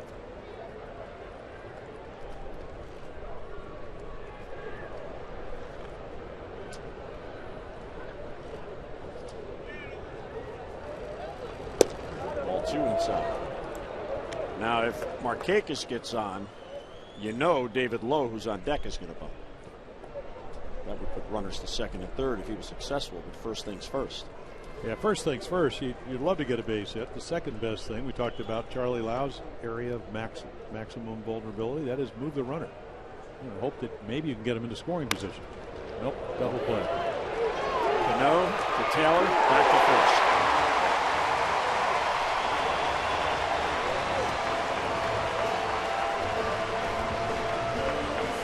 Second double play the Orioles have hit into here in the game. Yeah, Pierce did it with a chance to score a run. I mean, this is tailor-made. Cano over to Taylor. He gets to clear the runner. And the rest is history. 1 pitch, 2 outs. Here's David Lowe. First at bat, took over for Steve Pierce defensively. Line drive caught by Cano. He robs David Lowe of a base hit. So a leadoff single, but none left. Here we go to the bottom of the ninth with the Orioles and Mariners tied at 2.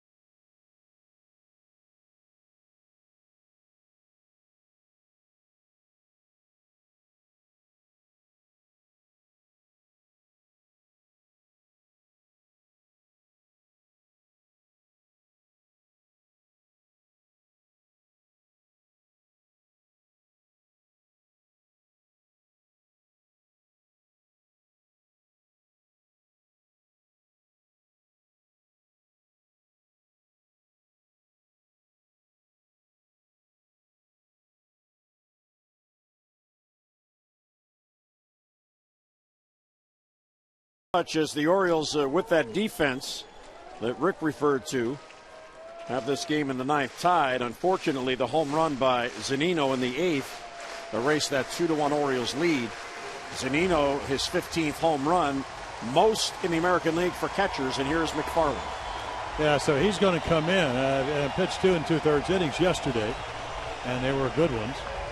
A low ERA, but he's pitching in an environment that he normally doesn't pitch in, which is late in the ball game. And you can see lefties hit him well, 290, righties at 309. Ground ball pitcher. And that's what he would like to be able to do here. And you know the drill for the Mariners. Pressure is on McFarland. Try to get somebody to home plate. Game will end. So Buck and the Birds will need extra innings where they have fared very well on the year. McFarland brought on in this spot in large part. 3 lefties are coming up this inning. Mattis has already been in the game, and you want to save Britton for a save chance if the Orioles can get the lead in extras.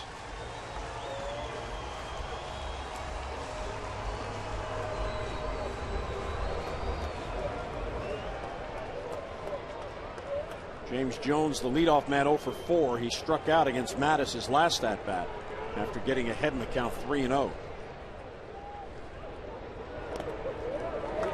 And it's low 1-0.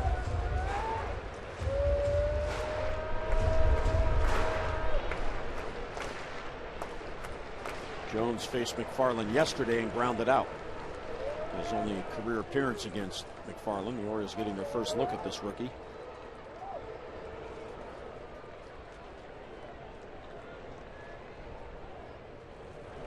There's a strike, 1-1.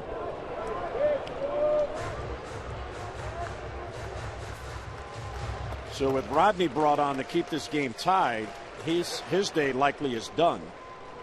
If the Orioles can get it to the 10th, it'll be somebody else in that Mariner pen. Swing and a miss, 1-2 on James Jones.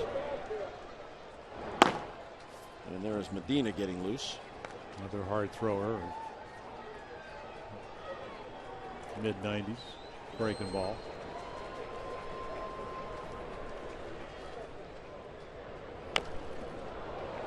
Just did get a piece.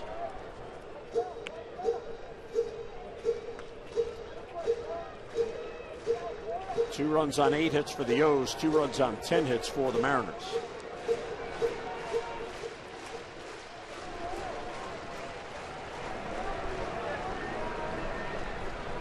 And a 1-2 count on James Jones.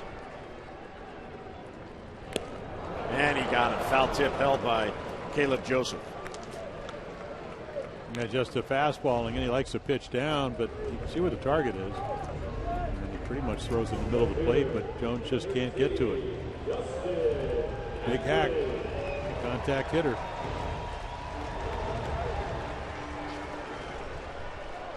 Well, TJ, these are the appearances where he tends to excel, where he comes on to begin an inning. Here's Dustin Ackley. Swing and miss. Well, he had the great luxury of when the Orioles take him as a Rule 5 guy the year before, he wins 16 games, AA, AAA, out of the Cleveland organization, but he learned to pitch. And there's another good breaking ball. 2 very bad swings by Ackley. Well, obviously didn't pick it up, and that's what the breaking ball is all about. If you can't see the spin, you have no chance. And the good ones, out of your hand, it looks the same as your fastball. That's why, you can throw it like Chris Tillman throws a 4-seam fastball, 4-seam changeup, and down on strikes, 3 pitches. He's actually throwing harder today after pitching 2 2/3 innings, at least velocity-wise. Good fastball. Ackley's thinking, well, I'm going to get another slider.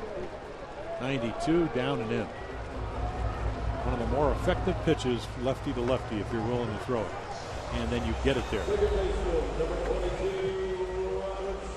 So all he has to do now is get past Cano. Well, that's all? That's all. Well, he doesn't, you don't want to be messing around up and in here.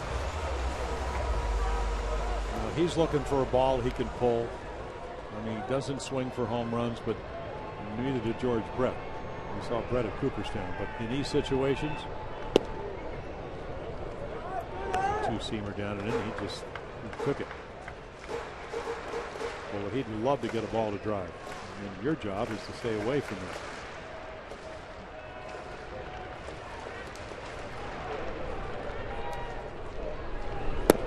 Yeah, they were describing the way Cano hits.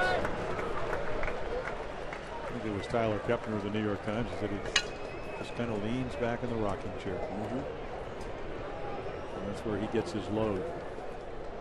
Loads off that back leg. Right there into the rocking chair. All 3. Where is that pitch? I don't know about Manny Gonzalez.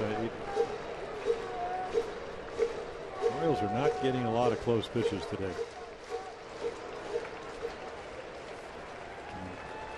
Don't think he's not swinging 3-0 here, because he certainly would have the green light. That's right. Well, maybe he's evening it up. Cano was ready to go to first.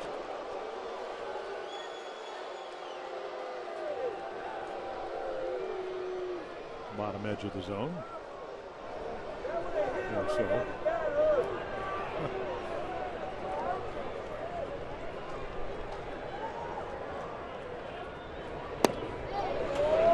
And he walks on the next pitch. So the winning run is on with 2 down. Well, I have no problem with that, because with one swing, Cano can beat you. Morales certainly could do that, but he's only had 1 home run all year. Signed late because of the holdout, and didn't take the 3-year deal here, as you chronicled early on. It was a big mistake monetarily. But he's a hacker.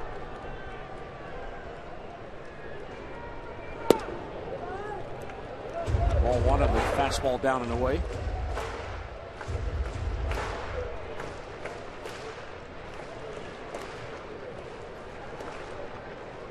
Seattle in this game has gone 3 up and 3 down just once.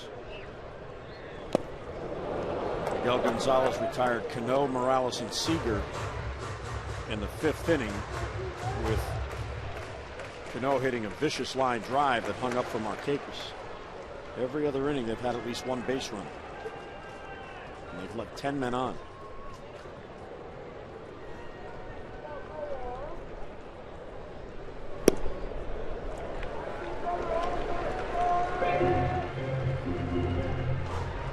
Morales has grounded out, flied out twice, and popped up to first. Yeah, you just really have to make your pitches, and even if it means you walk somebody, it's not what you want to do.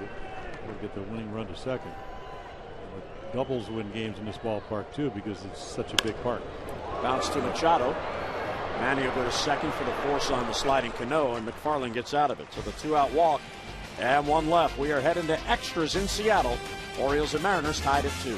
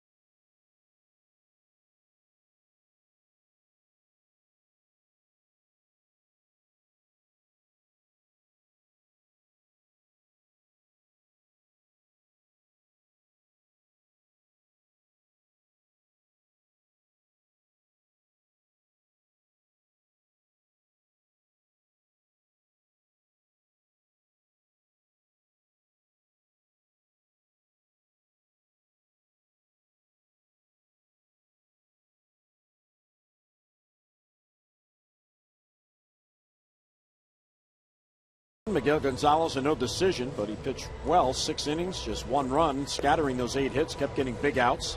Zunino tied it in the 8th off Darren O'Day with a solo home run. Manny Machado 2 for 4, an RBI, and a run scored. So it's a bullpen game now. Rodney's out, Medina in. Yeah, well, we saw him yesterday, and he's done a nice job for him. I'm sure I like the way he caught the ball, underhanded, did all that stuff, but hard-throwing right-hander out of, where is he? Venezuela, I believe. Yep. Puerto Cabello, Venezuela. 6'3", 245 pounds. Last year was his first year, and it was a good one. 19 holes. That means leads. And did a nice little job. Inherited runners last year wasn't as good, but this year, outstanding. Again, 15 holes already. And then over his last 27 games, 3 earned runs. So tough to score on.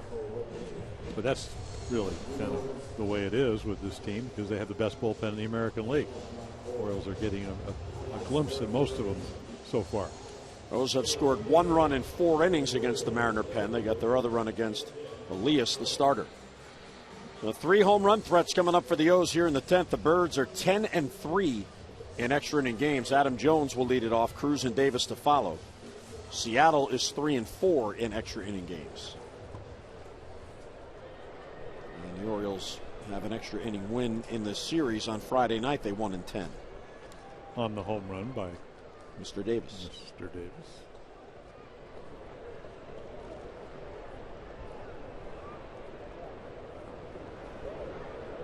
Adam doubled and scored in the 8th.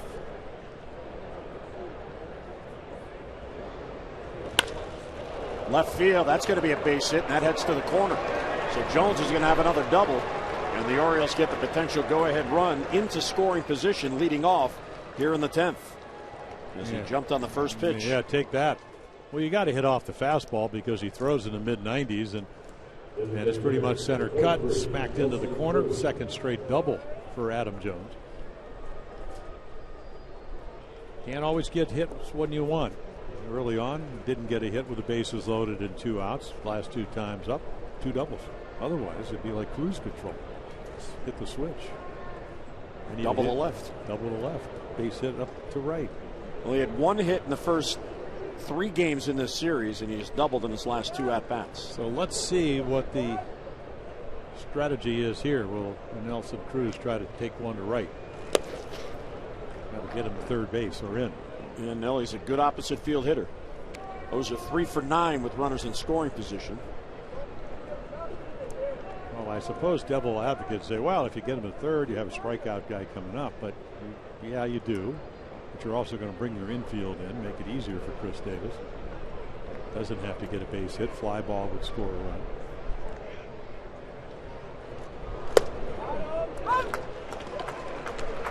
Fastball count slider. Still seems like that's the right approach. Well, Buck is so right about that. There no longer are fastball counts. There's Zach getting loose for a possible save if the Orioles get a run here.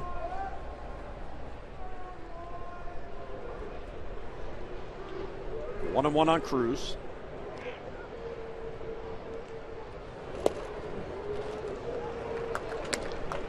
Cano, almost camped out on the bag at the second. Yeah, which gives Cruz even more room on the right side.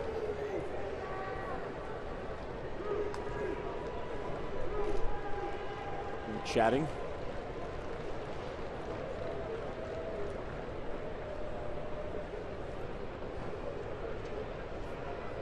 Dina really taking his time for a sign. Now he's set.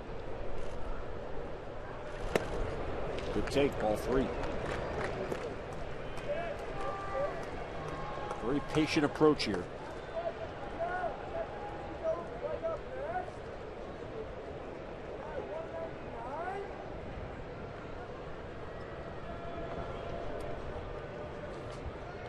Well, Medina strikes out at least over his last 18 appearances, at least from 1 inning. He's a strikeout guy. He still hit off the fastball. If he hangs a slider, we tried to hit it, and you got to think that Nelson's thinking middle of the field.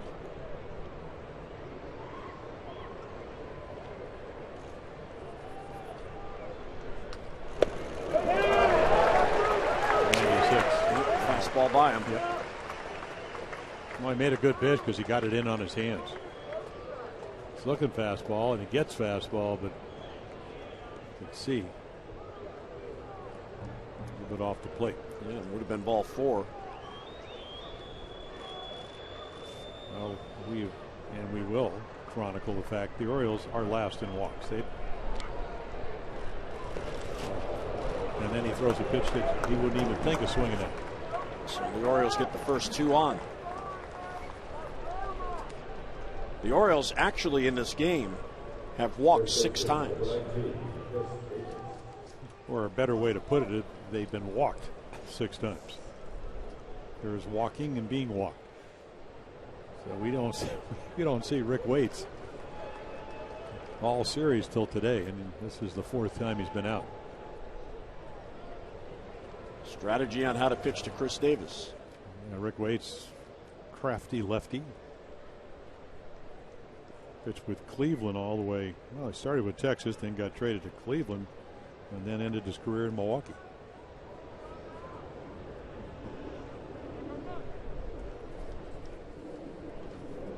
The Orioles actually had 5 walks in yesterday's game. 6 here today.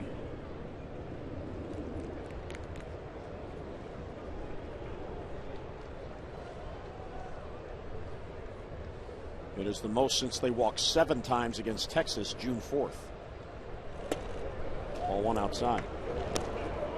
And here comes Cano. He's going to have a little conversation because this kid needs a little calming down.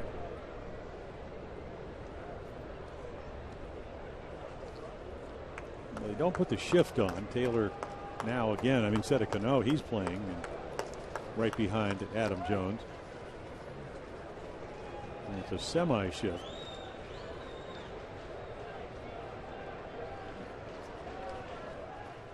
Davis is 0 for 2 in his head-to-heads against Medina. There's ball 2. Yeah, and it's very frustrating for everybody, from the pitching coach to the manager, Lloyd McClendon, if he stops, and he hasn't been doing this, stops throwing strikes. I always thought when you have a strikeout hitter like Davis up, certainly other capabilities, and we saw that with a home run, you have a chance if you can get ahead of them, maybe to strike them out so they can advance runners. But the more pitches he sees, and now all of a sudden 3-0.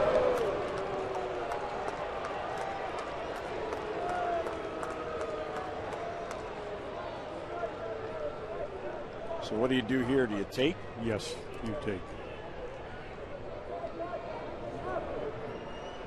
Doesn't mean he will be taken, but yeah, I can't imagine he'd be swinging here.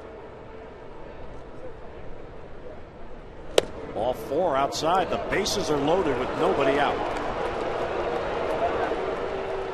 A double and back-to-back walks. And doesn't appear anybody up behind him, and so now all of a sudden we'll see how they play this. They're certainly going to come in at first and third. They'll bring the corners in, and of course Cano's still talking now to Nelson Cruz. He's going to come in over at second. Taylor more in a, I guess he's looking into the dugout at shortstop, looking kind of half in, half out. But very good speed for the Orioles at third. And J.J. Hardy looking to get something in the air. It's a fastball for a strike. I mean, this kid's got really good arm on the mound, and he just first pitch fastball into the corner, and then all of a sudden lost his rhythm. He has thrown 4 wild pitches on the year.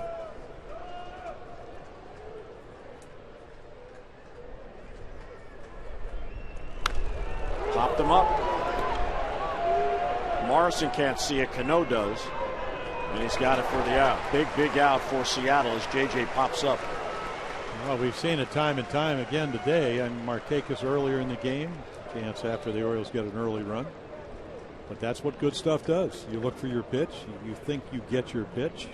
And then at 96, 97, you get under it.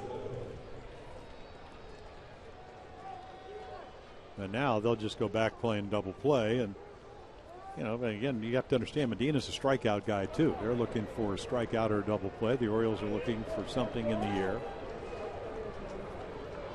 You know, you talk about how deep they play in the outfield. That's not the case now. They're almost playing like they want to, if they can catch a line drive, they'll still have a play at the plate, which is a little bit unconventional.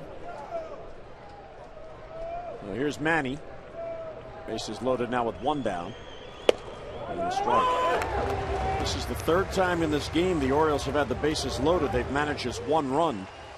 And that was on the infield hit by Machado in the 8th, on the effort by Taylor trying to get a force at second base, and the throw pulled Cano off the bag. Well, the numbers don't lie. They are the best bullpen. And so you got to give them a little bit of credit that even though they can get in trouble, they can get out of it.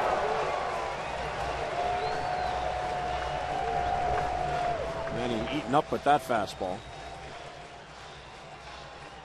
Yeah, thought about it. 98 just runs up and in.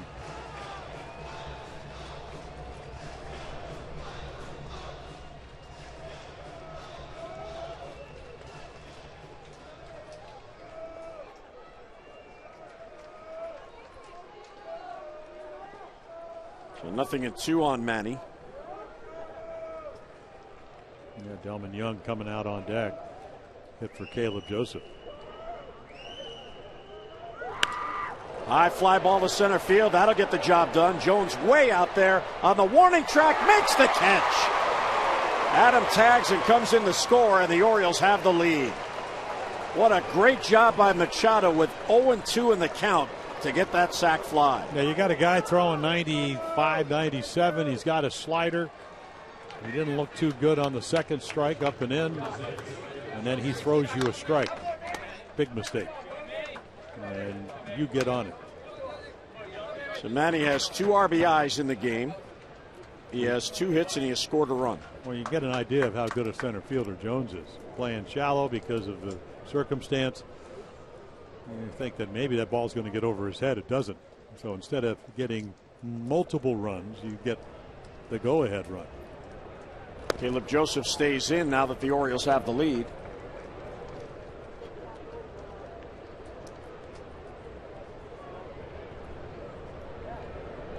So Zach in the pen now with a chance for a save.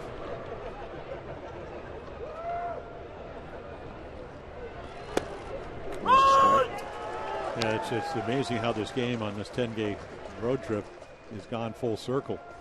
The first night that the Orioles played, had the lead. Zach Britton came in. Didn't get the job done. Did it on 3 other occasions, and now he has a chance to do it for the 4th time in 10 days. Popped up, back of the plate. Zunino has it for the out. So the Orioles have the bases loaded, nobody out. They do get a run. We go to the bottom of the 10th. O's 3 outs away from a win.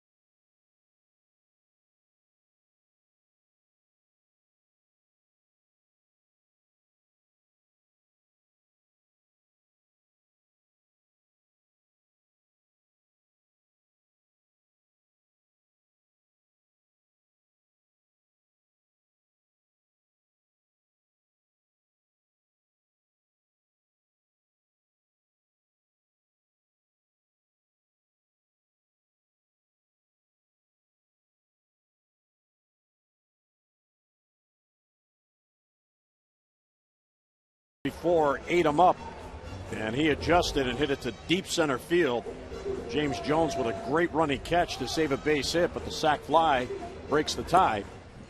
And now the Orioles hand the baseball to their closer. Yep, Ed, he's done a great job. 19 out of 22. Again, on this 10-game road trip, the Orioles have won a 1-run game and lost 3. They'd like to get a little bit closer to 500 in that category. They certainly have the guy to be able to do it, Zach Britton. The Orioles for the season are 18-16 in games decided by a run. They lost 5-4, lost 3-2 in Anaheim, won 2-1 in extra innings, and then lost yesterday 4-3 and have a chance to win 3-2. So pretty simple math. I will go back to my ability to get 3 outs before they get a run. There you go. And then you can get on the plane in a festive manner. Oh, festive. Heading east. Joyous. Celebratory. All kinds of different ways of getting on that plane. 3 for 7 against Britton, including a home run. Yeah, I don't, numbers are important, but I want to know what the numbers, and we, of course, they don't face each other now. I want to know what the recent numbers are. This is a different pitcher. Those are numbers when he was starting, and we hope that he will just be able to do. So, yeah, while the numbers are important, were they this year, whatever. The reason you think that Britton's going to do the job is because of his stuff and command. Keep it down in the zone. Well, Zach did not face Seager in a save the other night. He faced the top of the lineup. 75th anniversary of the Hall of Fame wearing the patches today.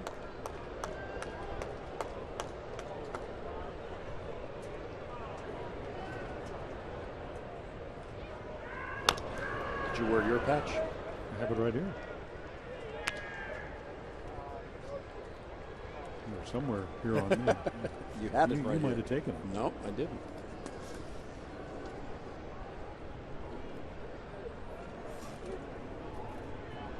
One and two on Seager, Hart on deck, and then Morrison.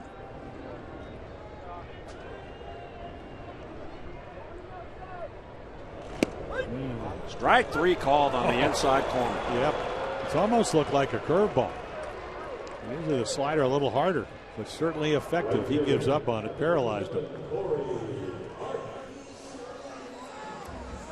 Now you take the big eraser on those numbers from years past.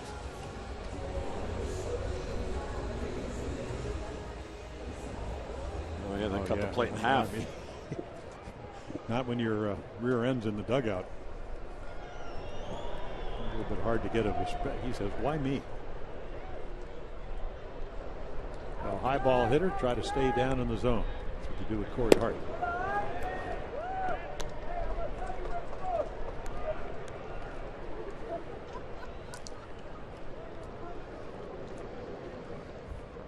Hart has a single in 4 at bats.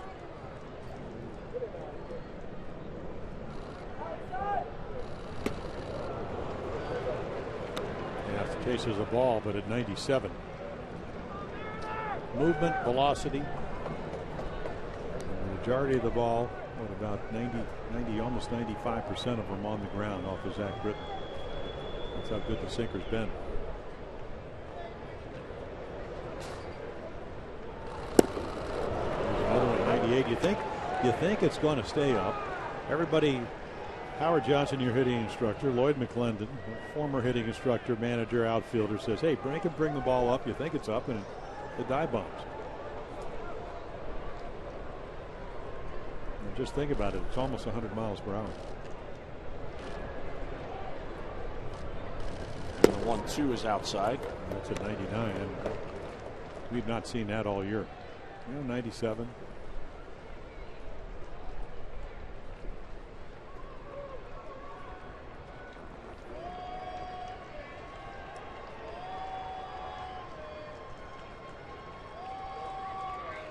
And he strikes him out. Wow. It's like playing catch with Caleb Joseph. Another sinker.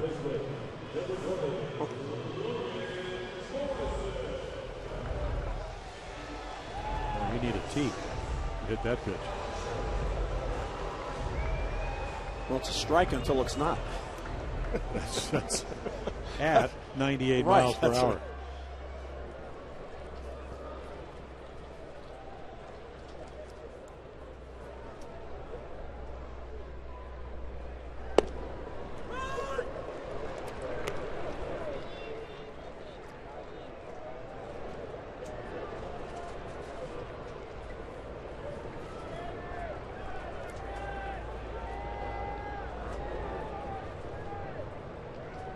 Morrison is 0 for 3 plus a walk.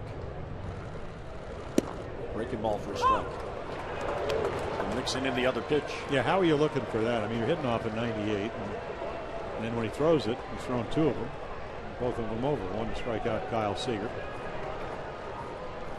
No, not related to Bob. He somewhere is working on his night moves. That's right. He can now pitch out of the zone. And he struck him out, and the Orioles win it. What a job by Britton. He strikes out the side in the 10th, and the Orioles win this series as they bounce back after yesterday's loss, and they get 3 out of 4. So the Orioles come out west, 10-game trip, and they go 6-4 on this trip. What a big, big win to head home. Well, a lot of clutch pitching. You know, the hitting, it's struggle. I mean, you come out here, they have the best pitching staff, at least the number-wise, and you pitch right with them 3 out of 4 times. That's the only way you beat him. Iwakuma, you beat him. The big home run by Delman Young on Thursday night. Chen pitches a marvelous game, and then you go toe-to-toe with King Felix. He leaves the game, and then you win in the 10th, a home run off a first by Davis. Yesterday, you come back, you almost get back in the game. So there, and I'm not sure a lot of people, except maybe the Orioles, would have said, they're going to come out here, play against Oakland A's with the best record in baseball, the best run differential, then go down and play the hottest hitting teams. Hit 201, much better numbers of runners in scoring position. Yeah, they did hit a lot of home runs, but at the end of the day, they pitch well. The ERA is a little over 3 runs a game, and it's 10 games off the schedule, and you're still in first place by 3. Yeah, when the trip began, they had a 4-game lead, and they'll head home with a 3-game lead on Toronto, 4 on the Yankees.